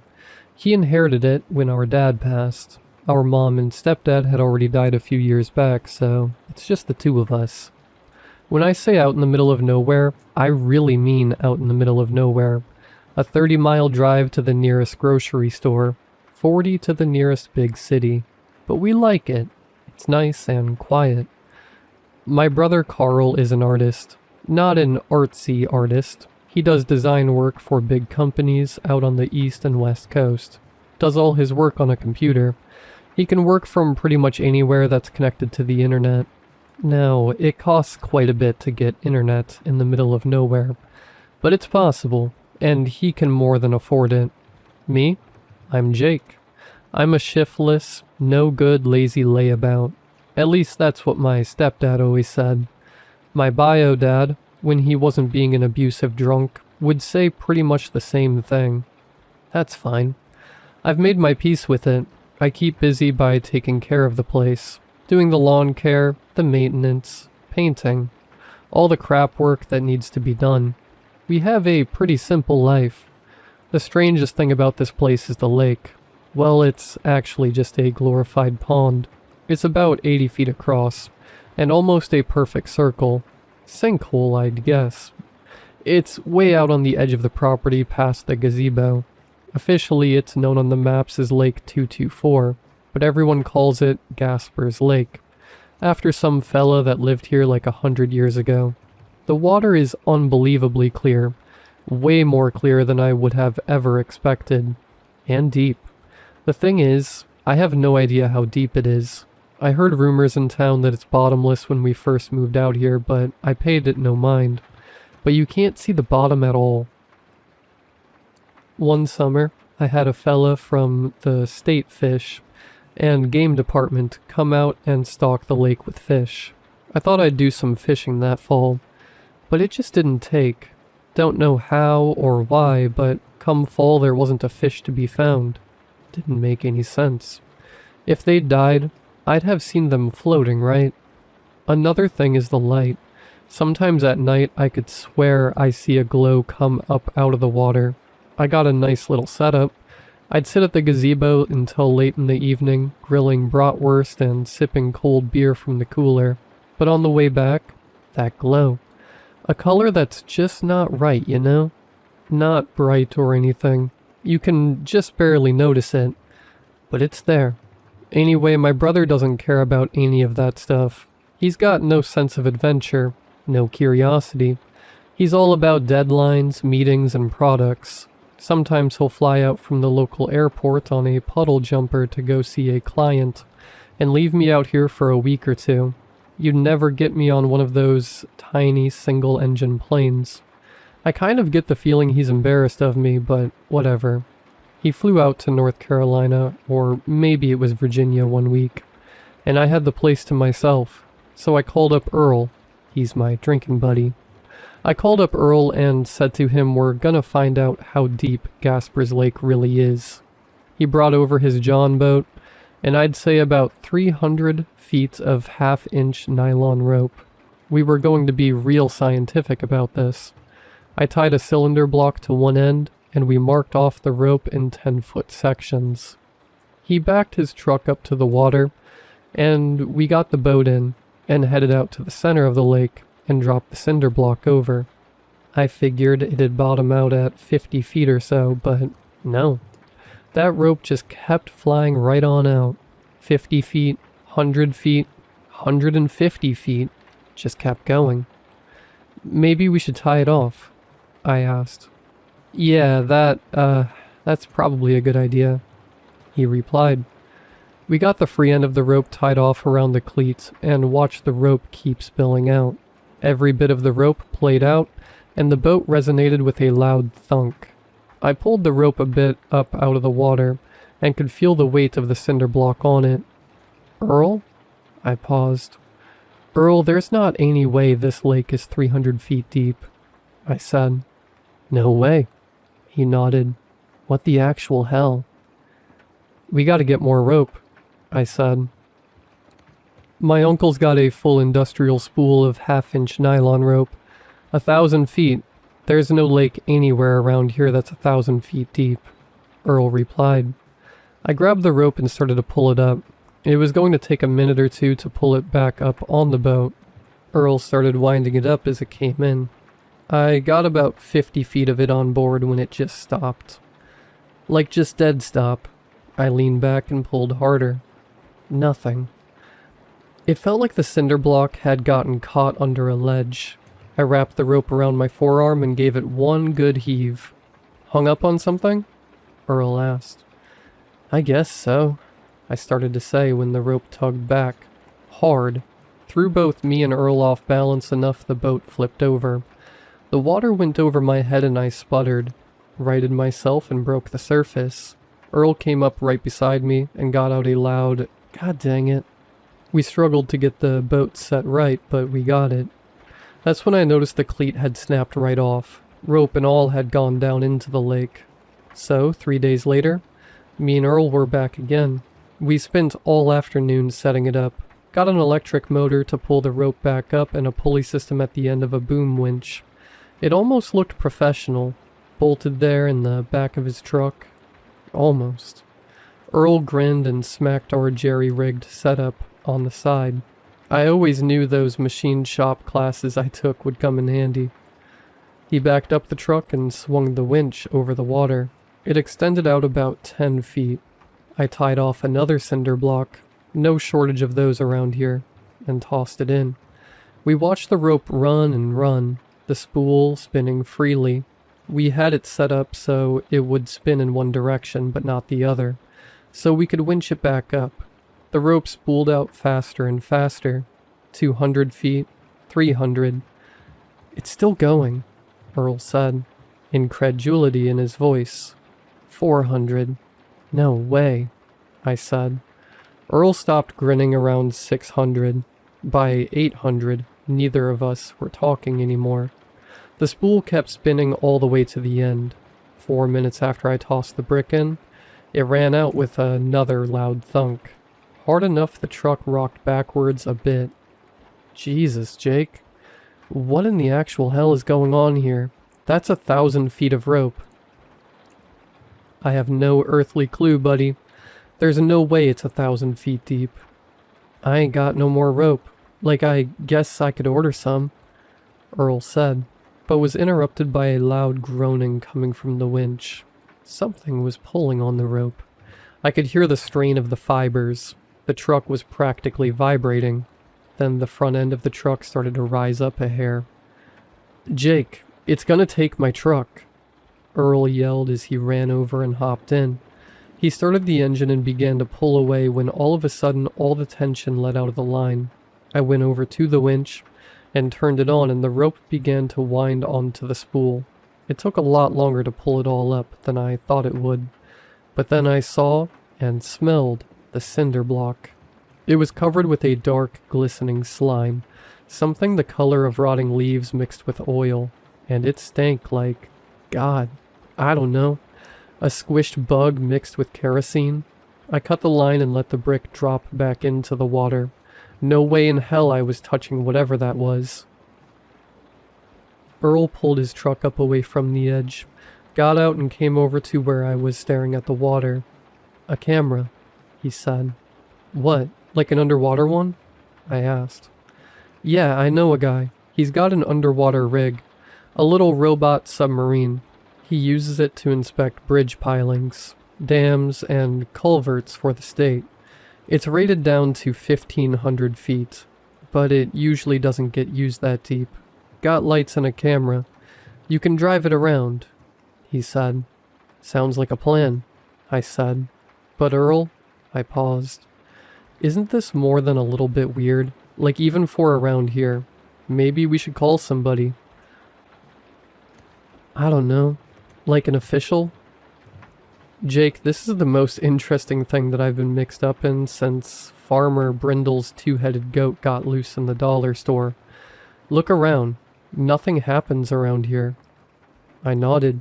This place wasn't known for its excitement. "I'm gonna call him. Get it out here," he said. "I've got an old VCR we can hook it up to. Record what we find," I replied. Earl nodded. "Good idea." The next couple of days passed without incident. I spent the time power washing the garage. I know, high excitement, but it's got to get done. Earl pulled up in his truck the next afternoon. It really was a pretty cool setup. The sub was about 4 feet long and had lights and a camera on the front that could be panned around remotely. We tied it off to the winch with the nylon rope. It had its own coil of cable for the camera that we sat on the tailgate. "I made sure it had a full charge," Earl said, manhandling it out of the truck. "It'll give us at least a couple of hours." Getting in the water took longer than it should have. The thing was heavier than it looked, and we kept second guessing which end was supposed to go in first. I think the camera end goes in last, I said. That doesn't make any sense. How's it gonna see anything pointed in the mud? I didn't say pointed at the mud. I said last. As in, we lower in the tail first. Earl looked at me. That's the same thing. We went back and forth on it for a while before we figured out it didn't matter. The thing would right itself once it hit the water. We felt pretty stupid about that. Alright, easy now, Earl said. As we walked it to the edge, it was awkward. No good place to grip it. For God's sake, Jake, don't drop it. That thing probably costs more than my truck. We got it in without dropping it. Barely. Earl picked up the controller, and we watched it bob there for a second, listening a little to one side, and then it straightened out and sat there humming quietly. Okay, Earl said. Down we go. 300 feet down, it was dark enough that we snapped on the lights fully bright. All it showed was the rough stone on the side of the sinkhole. The water was still crystal clear. Around 400 feet, the walls changed. I almost missed it. Earl, hold up. Can you back up a little? He reversed the sub and we both leaned in toward the monitor. The rough pitted limestone we'd been watching for the last 10 minutes had stopped. What replaced it was dark and smooth, almost glassy. I looked at Earl, he looked at me. We both looked at the monitor. That ain't natural, I said. No, he said, just that. We stayed there a minute, both of us staring at the screen. The sub's lights caught the dark surface and threw back a dull reflection. Whatever it was, it went down as far as we could see. Earl's hand was still on the controller. You want me to keep going? He asked. I should have said no. Yeah, I said. Keep going. At 800 feet, the walls just disappeared. The sub drifted out into the open water, and I realized I'd been holding my breath. The sinkhole had been feeding into something else the whole time. A cavern. The sub's lights didn't reach the far walls, didn't reach the bottom. Just open black water in every direction. And the hole we'd come through sitting in the ceiling like a drain in reverse. Earl? I said. Yeah, he said. Neither of us said anything for a minute. The sub just hung there in the dark, lights cutting maybe 30 feet in any direction and then nothing. God, Earl said quietly. I wish I'd brought some beer. I laughed. Couldn't help it. Then stopped. Keep going down? I asked. He already was. Can you point the lights down? I asked. Earl adjusted the controller and the sub nosed down slowly. The light swept across what I thought was the bottom of the cavern, and I squinted at the monitor. Something was down there. A tangle of shapes, thick and dark and piled on each other like cable left in a heap. What the hell am I looking at? Earl said, mostly to himself. The sub drifted lower. The shapes resolved a little. Thick as tree trunks, some of them. Thicker. Coiled loosely over and around each other, tapering at the ends, widening in the middle. Some of them were moving, drifting, kind of like seaweed. Earl? I see it. One of the big ones began to uncoil. It peeled away from the mass, and as it moved, it revealed a surface beneath it, dark and rounded and covered in a texture I couldn't make sense of at first. It was dark and bumpy like an old avocado. I was still trying to figure out what I was looking at when it split open down the middle. It was an eye. Had to be 20 feet across. The iris was the color of old bronze, and the pupil was shaped like a triangle, and it was looking up at the sub. My stomach dropped straight out of me. Then the rest of them started moving. All of it. The whole mass coming apart into individual shapes. Eyes on every surface. Opening. Mouths, too. Rows of teeth catching the light, opening and closing on nothing. The cables, the arms, whatever they were, filled the cavern below us. The monitor went dark. Earl, we have to get out of here, I screamed, but Earl seemed frozen. I grabbed Earl's arm. He was still staring at the monitor. Earl? Earl, we have to go right now. The surface of the pond began to swell and boil, whirlpools and waves churning around. He blinked, came back. We ran for the truck. We dove in and Earl started it up, but we didn't make it 20 feet before the back end lifted. It had come up fast. Nothing that big should move that fast.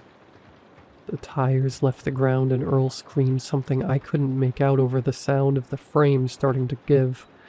I had opened the door and jumped out without even thinking about it. The ground came up quick and I landed with a wet crack as my ankle snapped. From the ground I could see the truck maybe 30 feet up, wrapped in something that looked like a giant black and glistening worm, being pulled toward the water. Earl was still in there. I know because I could hear him screaming. Then the roof caved in to the sound of shattering glass and metal forced beyond its limit. And then I couldn't hear him anymore, as the truck sank beneath the water. The VCR had landed a few feet away. I don't even remember Earl throwing it. I told the paramedics I fell off a ladder. Anyway, now I don't know what to do. My brother's due back in 2 days and the sheriff keeps coming around asking about Earl. The state inspection fellow wants his submarine back, and I don't know what to tell him. All I got is this busted leg and a video we took, and I'm not sure who I need to show it to. I think I'm going to call the governor, maybe the press. Should I call the FBI? What should I do?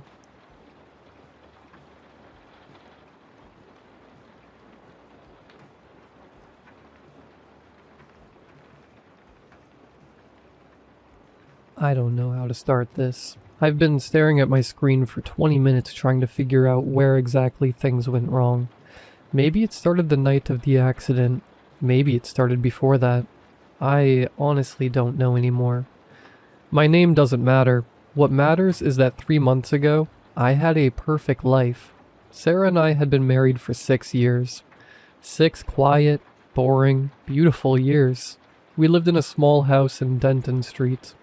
She worked at a school. I worked from home doing accounting stuff. We had a cat named Biscuit.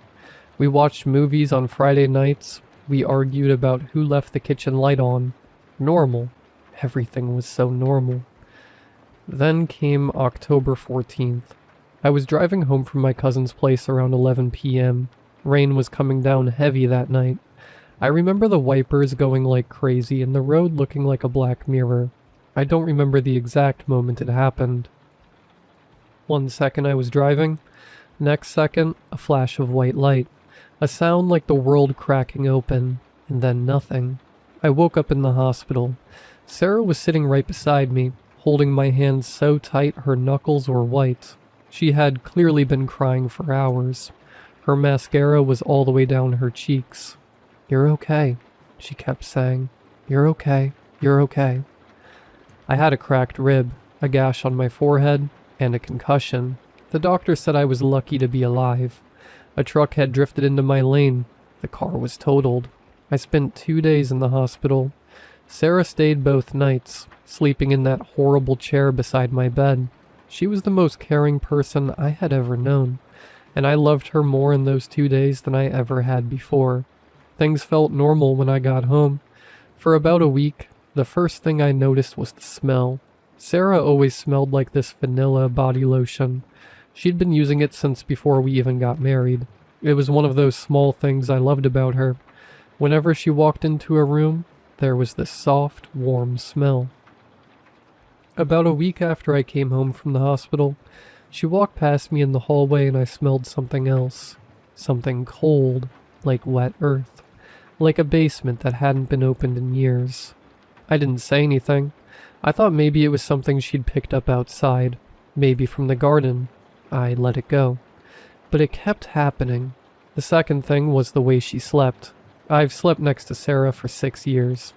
I know how she sleeps. She always curls up on her left side facing away from me, with one hand tucked under the pillow. Always, without fail. About 10 days after the accident, I woke up at 2 a.m. for no reason. Sarah was lying flat on her back, completely straight. arms at her sides, eyes closed. She wasn't snoring, she wasn't shifting, she wasn't doing anything.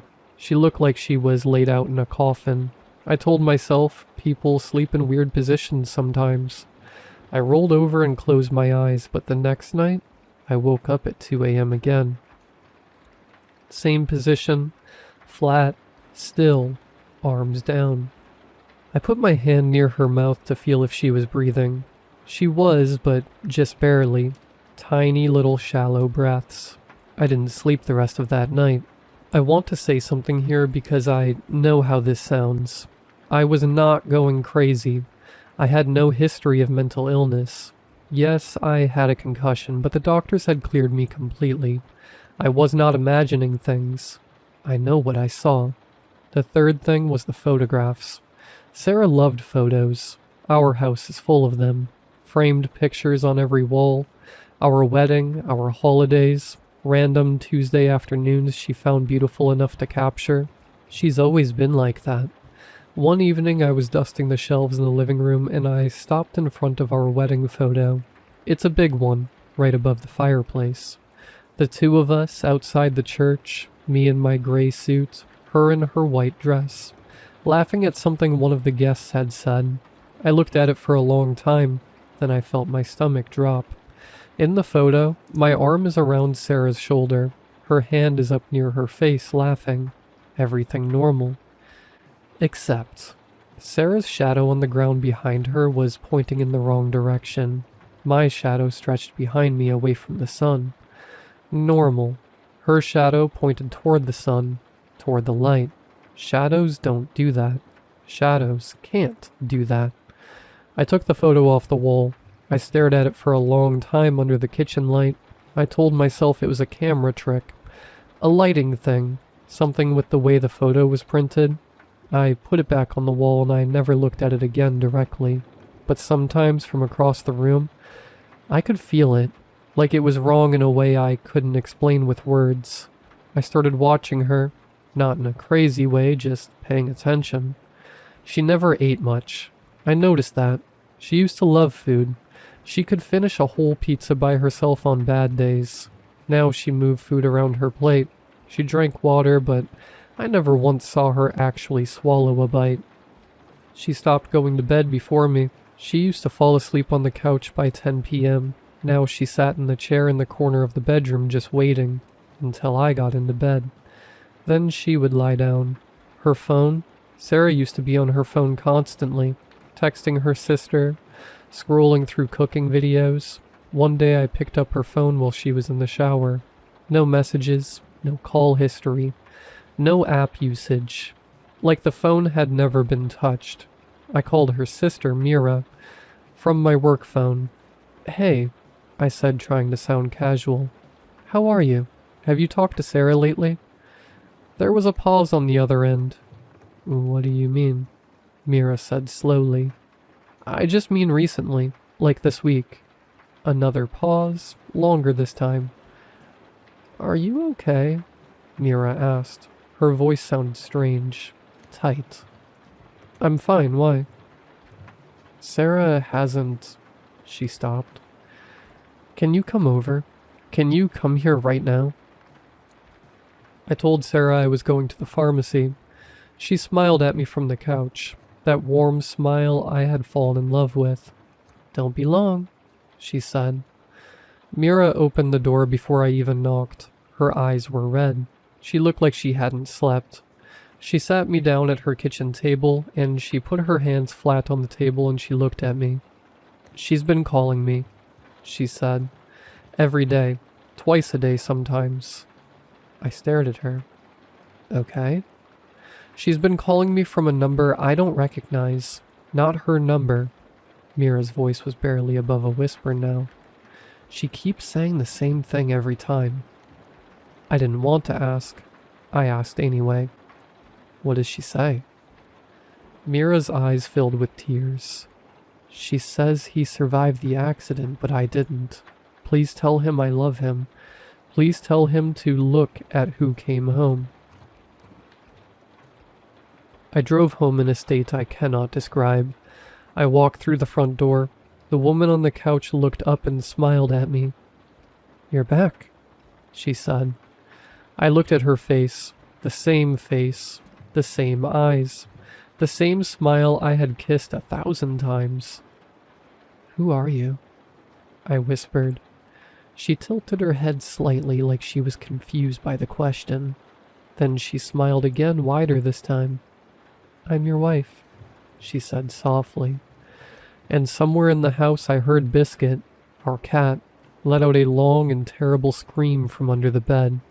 He had been hiding there for weeks. He never hid from Sarah, not once in 6 years. I'm writing this from Mira's house. I haven't gone back. The thing in my house still calls me, from Sarah's number, every night at 2 a.m. I never answer. But last night it left a voicemail. I played it this morning with shaking hands. It was Sarah's voice. My real Sarah's voice, crying. She said only 4 words. "Don't let it stay."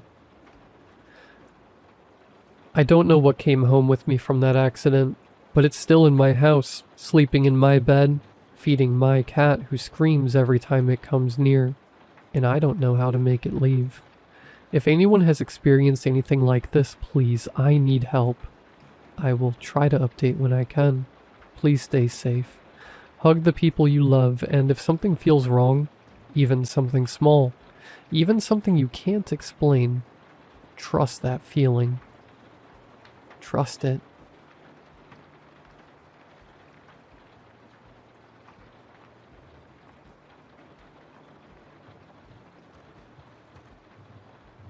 Hey, Chris here. Thought the almighty internet might have some solution to my bizarre problem. Well, it's more of a situation than a problem, but I'm running out of time and I'm running out of options. I think my grandmother is about to get killed. I mean, should I say get killed? Or die? I don't know anymore. I should explain. It's a weird predicament I'm in, but I love my grandma and I want to save her. Help her somehow. The problem is that where I live, this town, whenever someone is born, someone has to die. And it's not just being born. If you ever come inside the perimeters of our town, you will inevitably kill someone in here. I know it's crazy, but I swear it's how it works. Trust me, I have enough evidence of that. It's called my life. And trust me, there's a reason our town is in the middle of nowhere.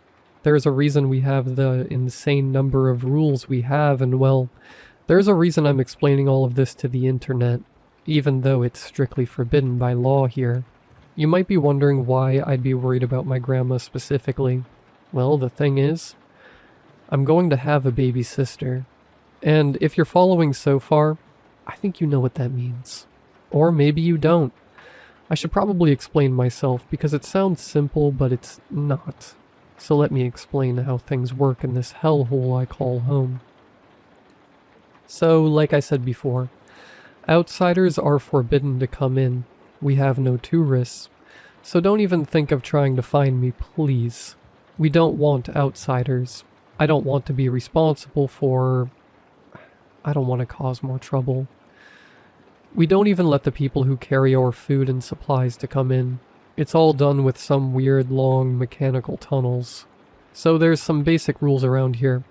Having animals is not forbidden, but it's highly discouraged, and every animal has to be neutered.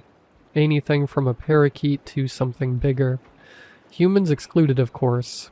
I live with my mom, my dad, and there's me and my grandma. We used to have a bird. Relevant part. Used to. But well, it was my fault. I'm such an idiot. Let me illustrate how messed up this situation is. When I was young, I found a dog, a stray, outside the town's border. I was just a kid. I didn't consider it. I didn't consider the rules. I had some cheese on me and threw it at him. He of course started following me around. And I went home all happy and glad I had a new friend. When I got home, my bird was on the ground. I don't think I need to explain what happened, besides how dumb and naive I was as a kid. My parents, though, oh boy, I was never grounded so hard in my life. They were absolutely fuming. You know the rules here are more like guidelines, and each family has to fend for themselves. I didn't just kill my bird that day. I almost killed someone in my family. Like, each family is on their own. When someone is born, usually the person who dies belongs to the family. When I was born, my other grandma from my dad's side died. When someone new comes to town, as rare as that is, it's more random. When I brought the dog, he kind of became part of the family. Animals are different. Sometimes they take another animal's place. Sometimes someone else's. That's why they're highly discouraged. Don't ask me how it works with bugs or worms or something. I have no idea. We still have that dog. I guess we have to. So yeah, this isn't just some quirky little fun scenario for me. It's quite literally life and death. That's why I'm scared. I know what's going to happen. Oh, and by the way, I'm not scared for myself. I know my grandma is next. The older you are in the family, the more likely you are to be picked. It's almost guaranteed. Otherwise, it would be total chaos. So yeah, that's why I can't leave town. That's basically saying goodbye to my parents forever. Everyone in town has to stay, or we essentially get replaced. Which also means I can't really leave to take my grandma's place. Then I'd be gone forever. And maybe my grandma still dies. My sister is born and then some stranger takes my place. I love my family. I don't want to go. And I don't want to deprive them of their son. I don't want my sister to just replace me. But I want to save my grandma somehow. Or at least find some loophole or something. That's why I'm asking for help. Maybe you don't believe me. Let me give you more proof. I told you already, when I was born, my other grandma died. Everyone got upset in my family, but it's what's expected, I guess. Not my grandpa, though. He hated my guts after that. He was really rough with me. I remember him taunting and teasing me, saying one day he would have another kid and then I'd die. Or one time he took me to the border of town and kept pushing me near the lines so that I was almost out. He kept yelling at me. What are you scared of, huh? Scared you're gonna fall? God, I hated that man. The way he died was a joyous one for me. I know what you might be wondering. How did he die? He died of old age. We're not immortal here. That would be silly. The man was 95 years old and a chain smoker. That's not the bizarre part, however. There was a gruesome death in our town some years ago. A man had a girder hit him in the head and killed him straight off. I was one of the people who witnessed it. It messed me up. A lot. I remember being a kid and falling after seeing that. And I remember there was a little girl next to me. She couldn't have been more than 5 years old. She just came strolling by on a bicycle, not giving a crap that a man had just died.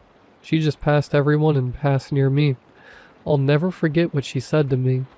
What are you scared of? Scared another one is going to fall on you? I'll never forget her squeaky voice as she rode off in her stupid red bike. I hated that kid. Oh, the man hit by the girder. That's a whole other story. Apparently, everyone in town knew. The man who died, well, he cheated on his wife. And I'm pretty sure the day the kid was born, well, that's the day. The day I saw the girder hit his head and take his lower jaw clean off. He died on the spot, but everyone around, everyone near him, they didn't care. No one cared. It was like karma. Like everyone saying, you deserve it. People in this town are brutal. You obviously can't just have kids. Not out of wedlock and not out of city planning. Our version of Planned Parenthood is quite literally planned. You can't just have kids willy-nilly. There's rules. There's another story I recall of a man who did some, well, things I can't describe on the internet if I don't want to get banned, to his daughter. As soon as the town found out, they hanged him. Yes, we hanged him. Well, not me, I was just a kid, but this place, There's something different about it. It's old. It's sacred. Harming someone else like that, it's like doing that crime times 100. That's what my mom used to say when I was a kid. If you harm someone in town, you're harming everyone. I'm not sure what that means, but at this point, I don't want to think about it too much. I want to retain some of my sanity. And that's not what's weird about this story. When I was older, some of the even older kids told me what else the adults did. Like when the man who was hanged died, they say a stray dog walked into town. Fairly standard stuff, I guess. Thing is, the townspeople took that dog and killed it too. I hate violence towards animals, but they said they had this rage about them, like they knew something. Maybe there was something wrong about that dog, but it didn't end there. Once the dog died, a cat came to town. They killed it too. Then a possum, then a rat, a smaller mouse, a bird, and, well, that's it. That's as much as the older kids told me.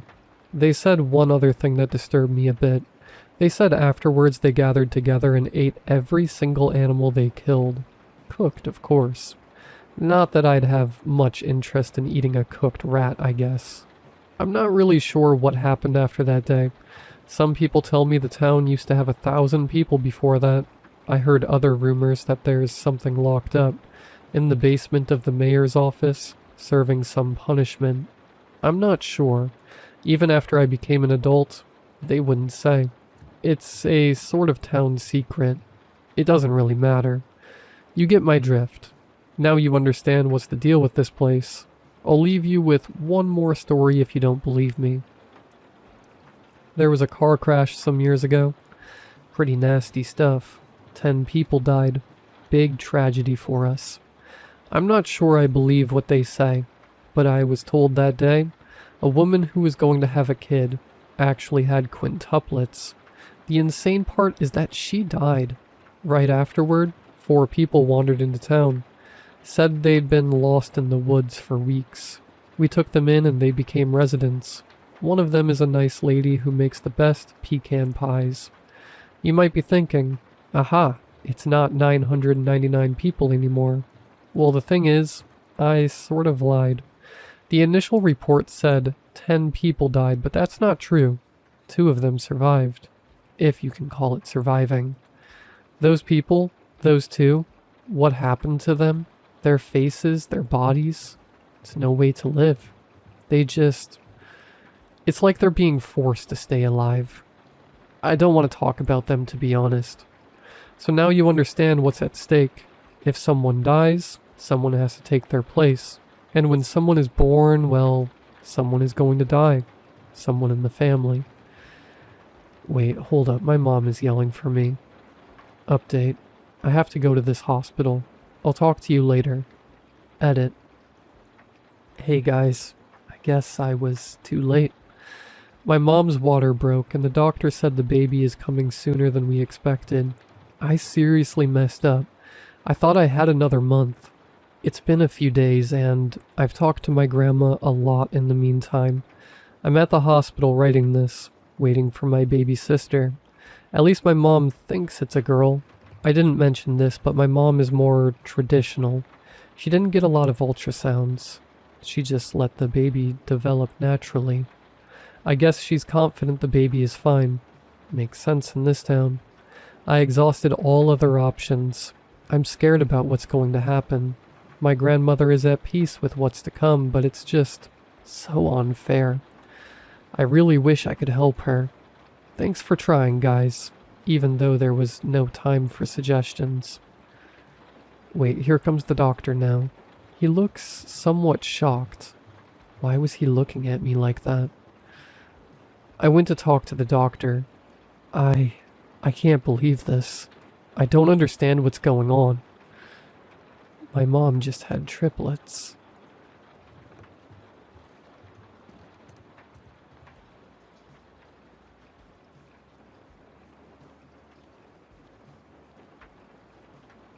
I'm posting this from my car. I've already filed a missing persons report with the police for my parents, and they've cleared it as a crime scene. but there's no way I'm ever going back inside. This all started back in February. Maybe that's why, because of how dreary and sunless that month is. My dad is a good man. I need you to understand that before any of the rest of it. After his mom passed 2 years ago, he got quiet in a way that scared me more than crying could have. And when he found these forums last winter, these wellness communities, I was relieved. He was back to exercising, dieting, sleeping better. He was excited about something again. He'd come down to breakfast and tell me about circadian hygiene and ancestral light environments, and how our eyes evolved for firelight and starlight, not the blue glow from screens and 6500 Kelvin bulbs we drown in now. Honestly, some of it made sense. That's the part nobody warns you about, that it starts off less than harmless. The first simple healthy habit was showering in the dark. He read that artificial light at night wrecks your melatonin, and the bathroom was the worst offender. So we started showering with night lights for minimum light. I went along with it. I didn't have to read shampoo bottles anyway. My sleep even improved. Then it was no screens after sunset. The emitted light causes dark circles. This was a huge issue. My mom and I felt we shouldn't have to change our routines and give up creature comforts for his lifestyle choices. What sucked was he was understanding, and compromised to sequestering himself in rooms with no screens after sunset. It upset us, and eventually we cut back on our screen time just so he could spend more time with us. We ended up bonding more. Who could have guessed phones and streaming services separated families? Even after he changed all the bulbs in the house to the lowest Kelvin, he still refused to turn on a light unless it was absolutely necessary. It deeply irritated me and my mom, because he'd still use his laptop, on the lowest brightness setting with blue light blockers however, to spend his days on the wellness forums, researching. He started talking at dinners about how even fire and candlelight was a compromise our ancestors wouldn't recognize. How the truly restored nervous system needs real dark, total dark, the dark of a cave, a womb, a place where your sunset melt into the environment and your edges blur. Your bodily systems balance out and synchronize. And you go back. We didn't have a response. That's where I should have said something though. Anything. 2 weeks ago, he taped contractor bags over my bedroom window while I was at school. When I got home, he was proud. He showed me the seams, how he'd gotten it so that there wasn't a single pinhole. Cassie, I'm getting a 2 on the lux meter. 2? The guys on the forums are gonna love this. Staring at his phone, posting it. 3 days ago I came downstairs and tried to flip the kitchen switch. No 2000K melatonin improving infrared bulb. Gone. Every light bulb in the house was gone. He'd gone around with a stepladder and a trash bag and collected all of them. Even the one in the oven.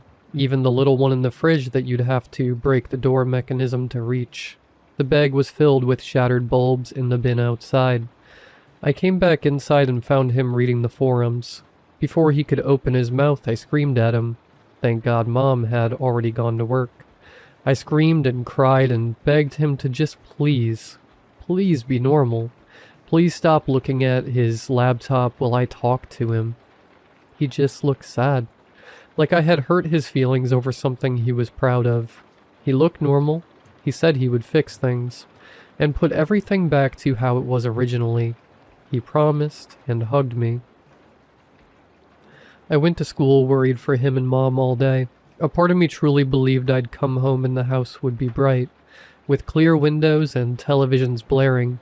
During the day I tried to call my mom, hoping to prep her on the latest piece of insanity, but kept getting sent to voicemail. My vision stung driving into the sun on the way home. My eyes, all too well chronically adjusted to the dark. I kept thinking about being so exposed in the light, and how my dad was right, that being in the dark made you lose your sense of bodily self. I wish I could have crawled under my blankets in bed, and let the feeling of sensory deprivation dissolve the knot in my stomach. When I got home, Mom's car was already in the driveway. The house looked like a bad dream, a perfectly normal exterior with flat black windows. I went inside, and even leaving the front door open did nothing to pierce the all-encompassing darkness. I went to the front window to tear the contractor bags with my nails, and winced as I scraped something hard and gritty. I shined my phone light and saw he had painted some kind of truck bed liner over the windows in thick layers. I turned to the interior. Dad? Mom? The phone flashlight was all I had. Living in darkness made it feel less like a beacon, and more like a trespasser. I checked all upstairs, calling for them. As I made my way back down near the kitchen, I froze. The basement door was open. I hadn't checked the basement yet. Dad? Mom? Please. Please say something. Nothing. The stairs go down into the unfinished part. Bare studs, concrete floor, the furnace ticking. I was imagining that. No need for a furnace when it has that pesky pilot light. He had disconnected it and snuffed it out before. The basement was huge. At the far end, there's a little room Dad always meant to finish. Just concrete with a shallow alcove in the back where all the previous owners had a safe flush to the wall. Pitch black. My flashlight couldn't find the back of it from where I stood. Something about the room was oppressive. I didn't cross past the threshold. I just did my best to shine the light in. That's the part I keep snagging on. The light went in and didn't come out, like the alcove was deeper than the house. And from inside it, my father's voice, calm, close. Cassie. I couldn't see him. I want to be precise because the police asked me 4 times and I gave the same answer every time. I was pointing my light directly into that room and there was no one in it. Cassie, Mom's in here with me. Come here. I started crying. I asked him to come out. I begged him. I told him I'd take him anywhere. I'd stop fighting him about the lights. I'd beg every window myself. Just come out, Dad, please. If you come in here, he said, everything will go back to how it was before it all began. I asked him what he meant. I asked him how. I stood there in the dark, asking the alcove how, and there was no answer. There was never an answer again. I walked in. I did. I pointed the flashlight into every corner of that concrete room, and it was empty. No alcove deep as a well. Just a shallow dent in the wall not even a foot deep. No father, no mother. Concrete and dust and the smell of cold concrete in my own breathing. I searched the whole house. Both floors, closets, the attic crawl space, under beds, the backyard. I checked the alcove again and stared at the wall. I screamed myself hoarse. I called the police. They were kind. They were thorough. 6 officers swept that house with real flashlights. Not a phone, and a canine. And they found nothing. No sign of forced entry, no sign of him or Mom. They asked about the windows and I watched them decide quietly. What kind of man spray paints truck bed liner on his windows? And what kind of daughter waits this long to call? The part I can't explain, why it's being posted here and not a news source, is the center of this. I explained why I took so long to call, that my dad started off getting better rather than worse. I went to show them the forums on his laptop, his reasoning for altering the house, and they were gone. I checked his search history, even searching the forum names and keywords.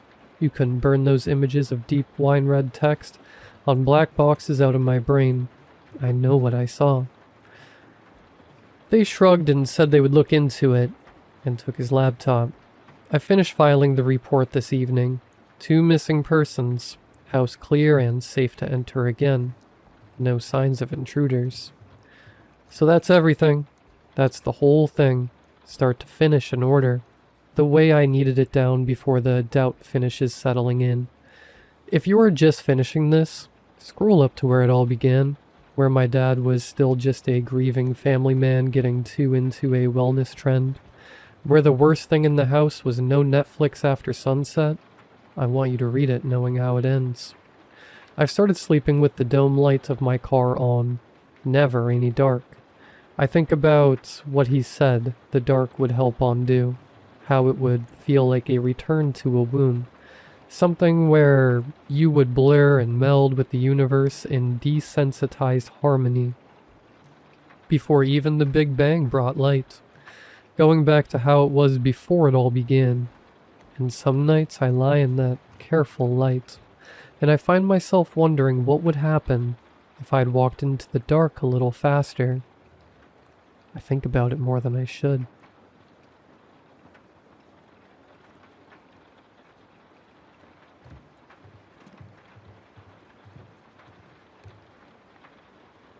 I got the security cameras for my 40th birthday. My wife said it was a stupid gift. She said we lived in a safe neighborhood. She said I was being paranoid. She was right, but I installed them anyway. The cameras cover the front door, the driveway, and the backyard. I check the footage every morning while I drink my coffee. It's become a routine, a habit. I don't even think about it anymore. I notice the figure on day 12. The backyard camera catches the whole yard. Fence on both sides. A small shed in the corner. Woods behind the fence. The footage from 3:11 a.m. showed something standing near the shed. I paused it, zoomed in. It was tall, thin, dark, just standing there. Not moving. I stared at it for a long time. It didn't move in the footage. It didn't move on the live feed when I pulled that up either.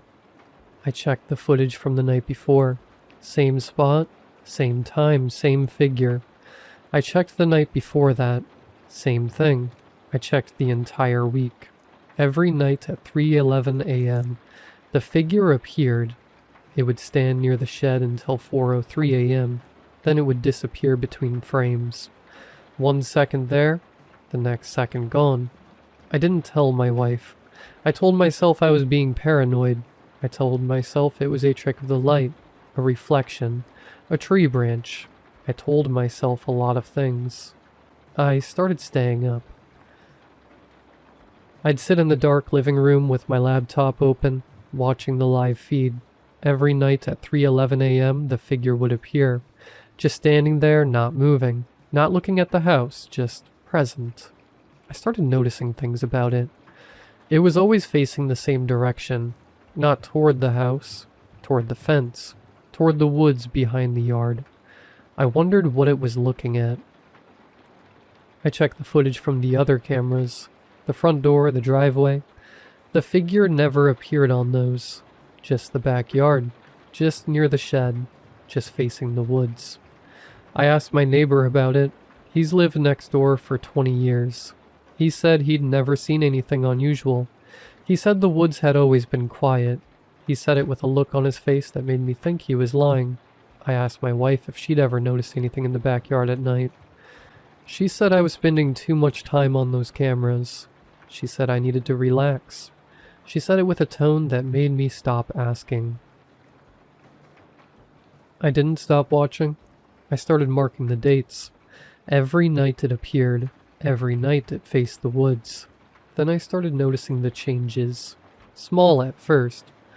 Almost unnoticeable. On night 23, it was a foot closer to the fence. On night 27, its head was slightly tilted, like it was listening. On night 31, its arms were stretched towards the woods. Both of them. Fingers extended, almost reaching. On night 39, it was standing at the fence line, right up against it, still facing the woods. I took a walk out there one afternoon. The woods were quiet, too quiet. No birds, no animals, just the sound of my own footsteps. I walked for about 20 minutes before I turned back. I didn't go into the woods again. The figure kept appearing, every night, different positions, different postures, but always facing the same direction, always facing the tree. Then last night, I checked the footage. 3:11 a.m. The backyard was empty. I scrolled back. The figure had appeared at 3:11 a.m. as usual, but at 3:41 a.m., it had turned, For the first time in all the footage I'd watched, it had turned. It looked toward the house, then it disappeared between frames. It never came back. I stayed up until morning. I watched the live feed. Nothing. I spent 3 hours staring at the footage from the night before. Then I noticed something I should have seen weeks ago. The figure never once looked at the house. Not even when the porch light came on. Not even when I walked into the yard one night, stupidly brave, and stood 20 feet from it. Not even when I shouted at it. Whatever it was watching wasn't here. I don't know why it left. I don't know what made it turn. I told myself it was a good thing. It was gone. The thing that had been standing in my backyard every night was finally gone. I should be relieved. I'm not relieved. I woke up this morning and checked the footage from last night. Something was standing near the shed, facing the house, standing exactly where the other one used to stand. The first creature is gone. Something else took its place, and now it's looking directly at the room I'm sitting in. I rewound the video to see when it appeared. It was there at 3:11 a.m., but it started moving at 3:47 a.m., one step toward the house. Then another at 3:48, another at 3:49. I kept watching. The camera never showed it reach the house.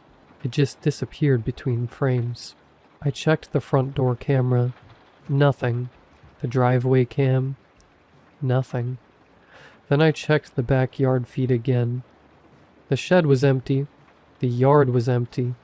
But something was standing directly in front of the camera, close enough that all I could see was a dark shape, looking into the lens, looking past it, looking at me. And for the first time since I bought these cameras, the image wasn't recorded footage. It was live.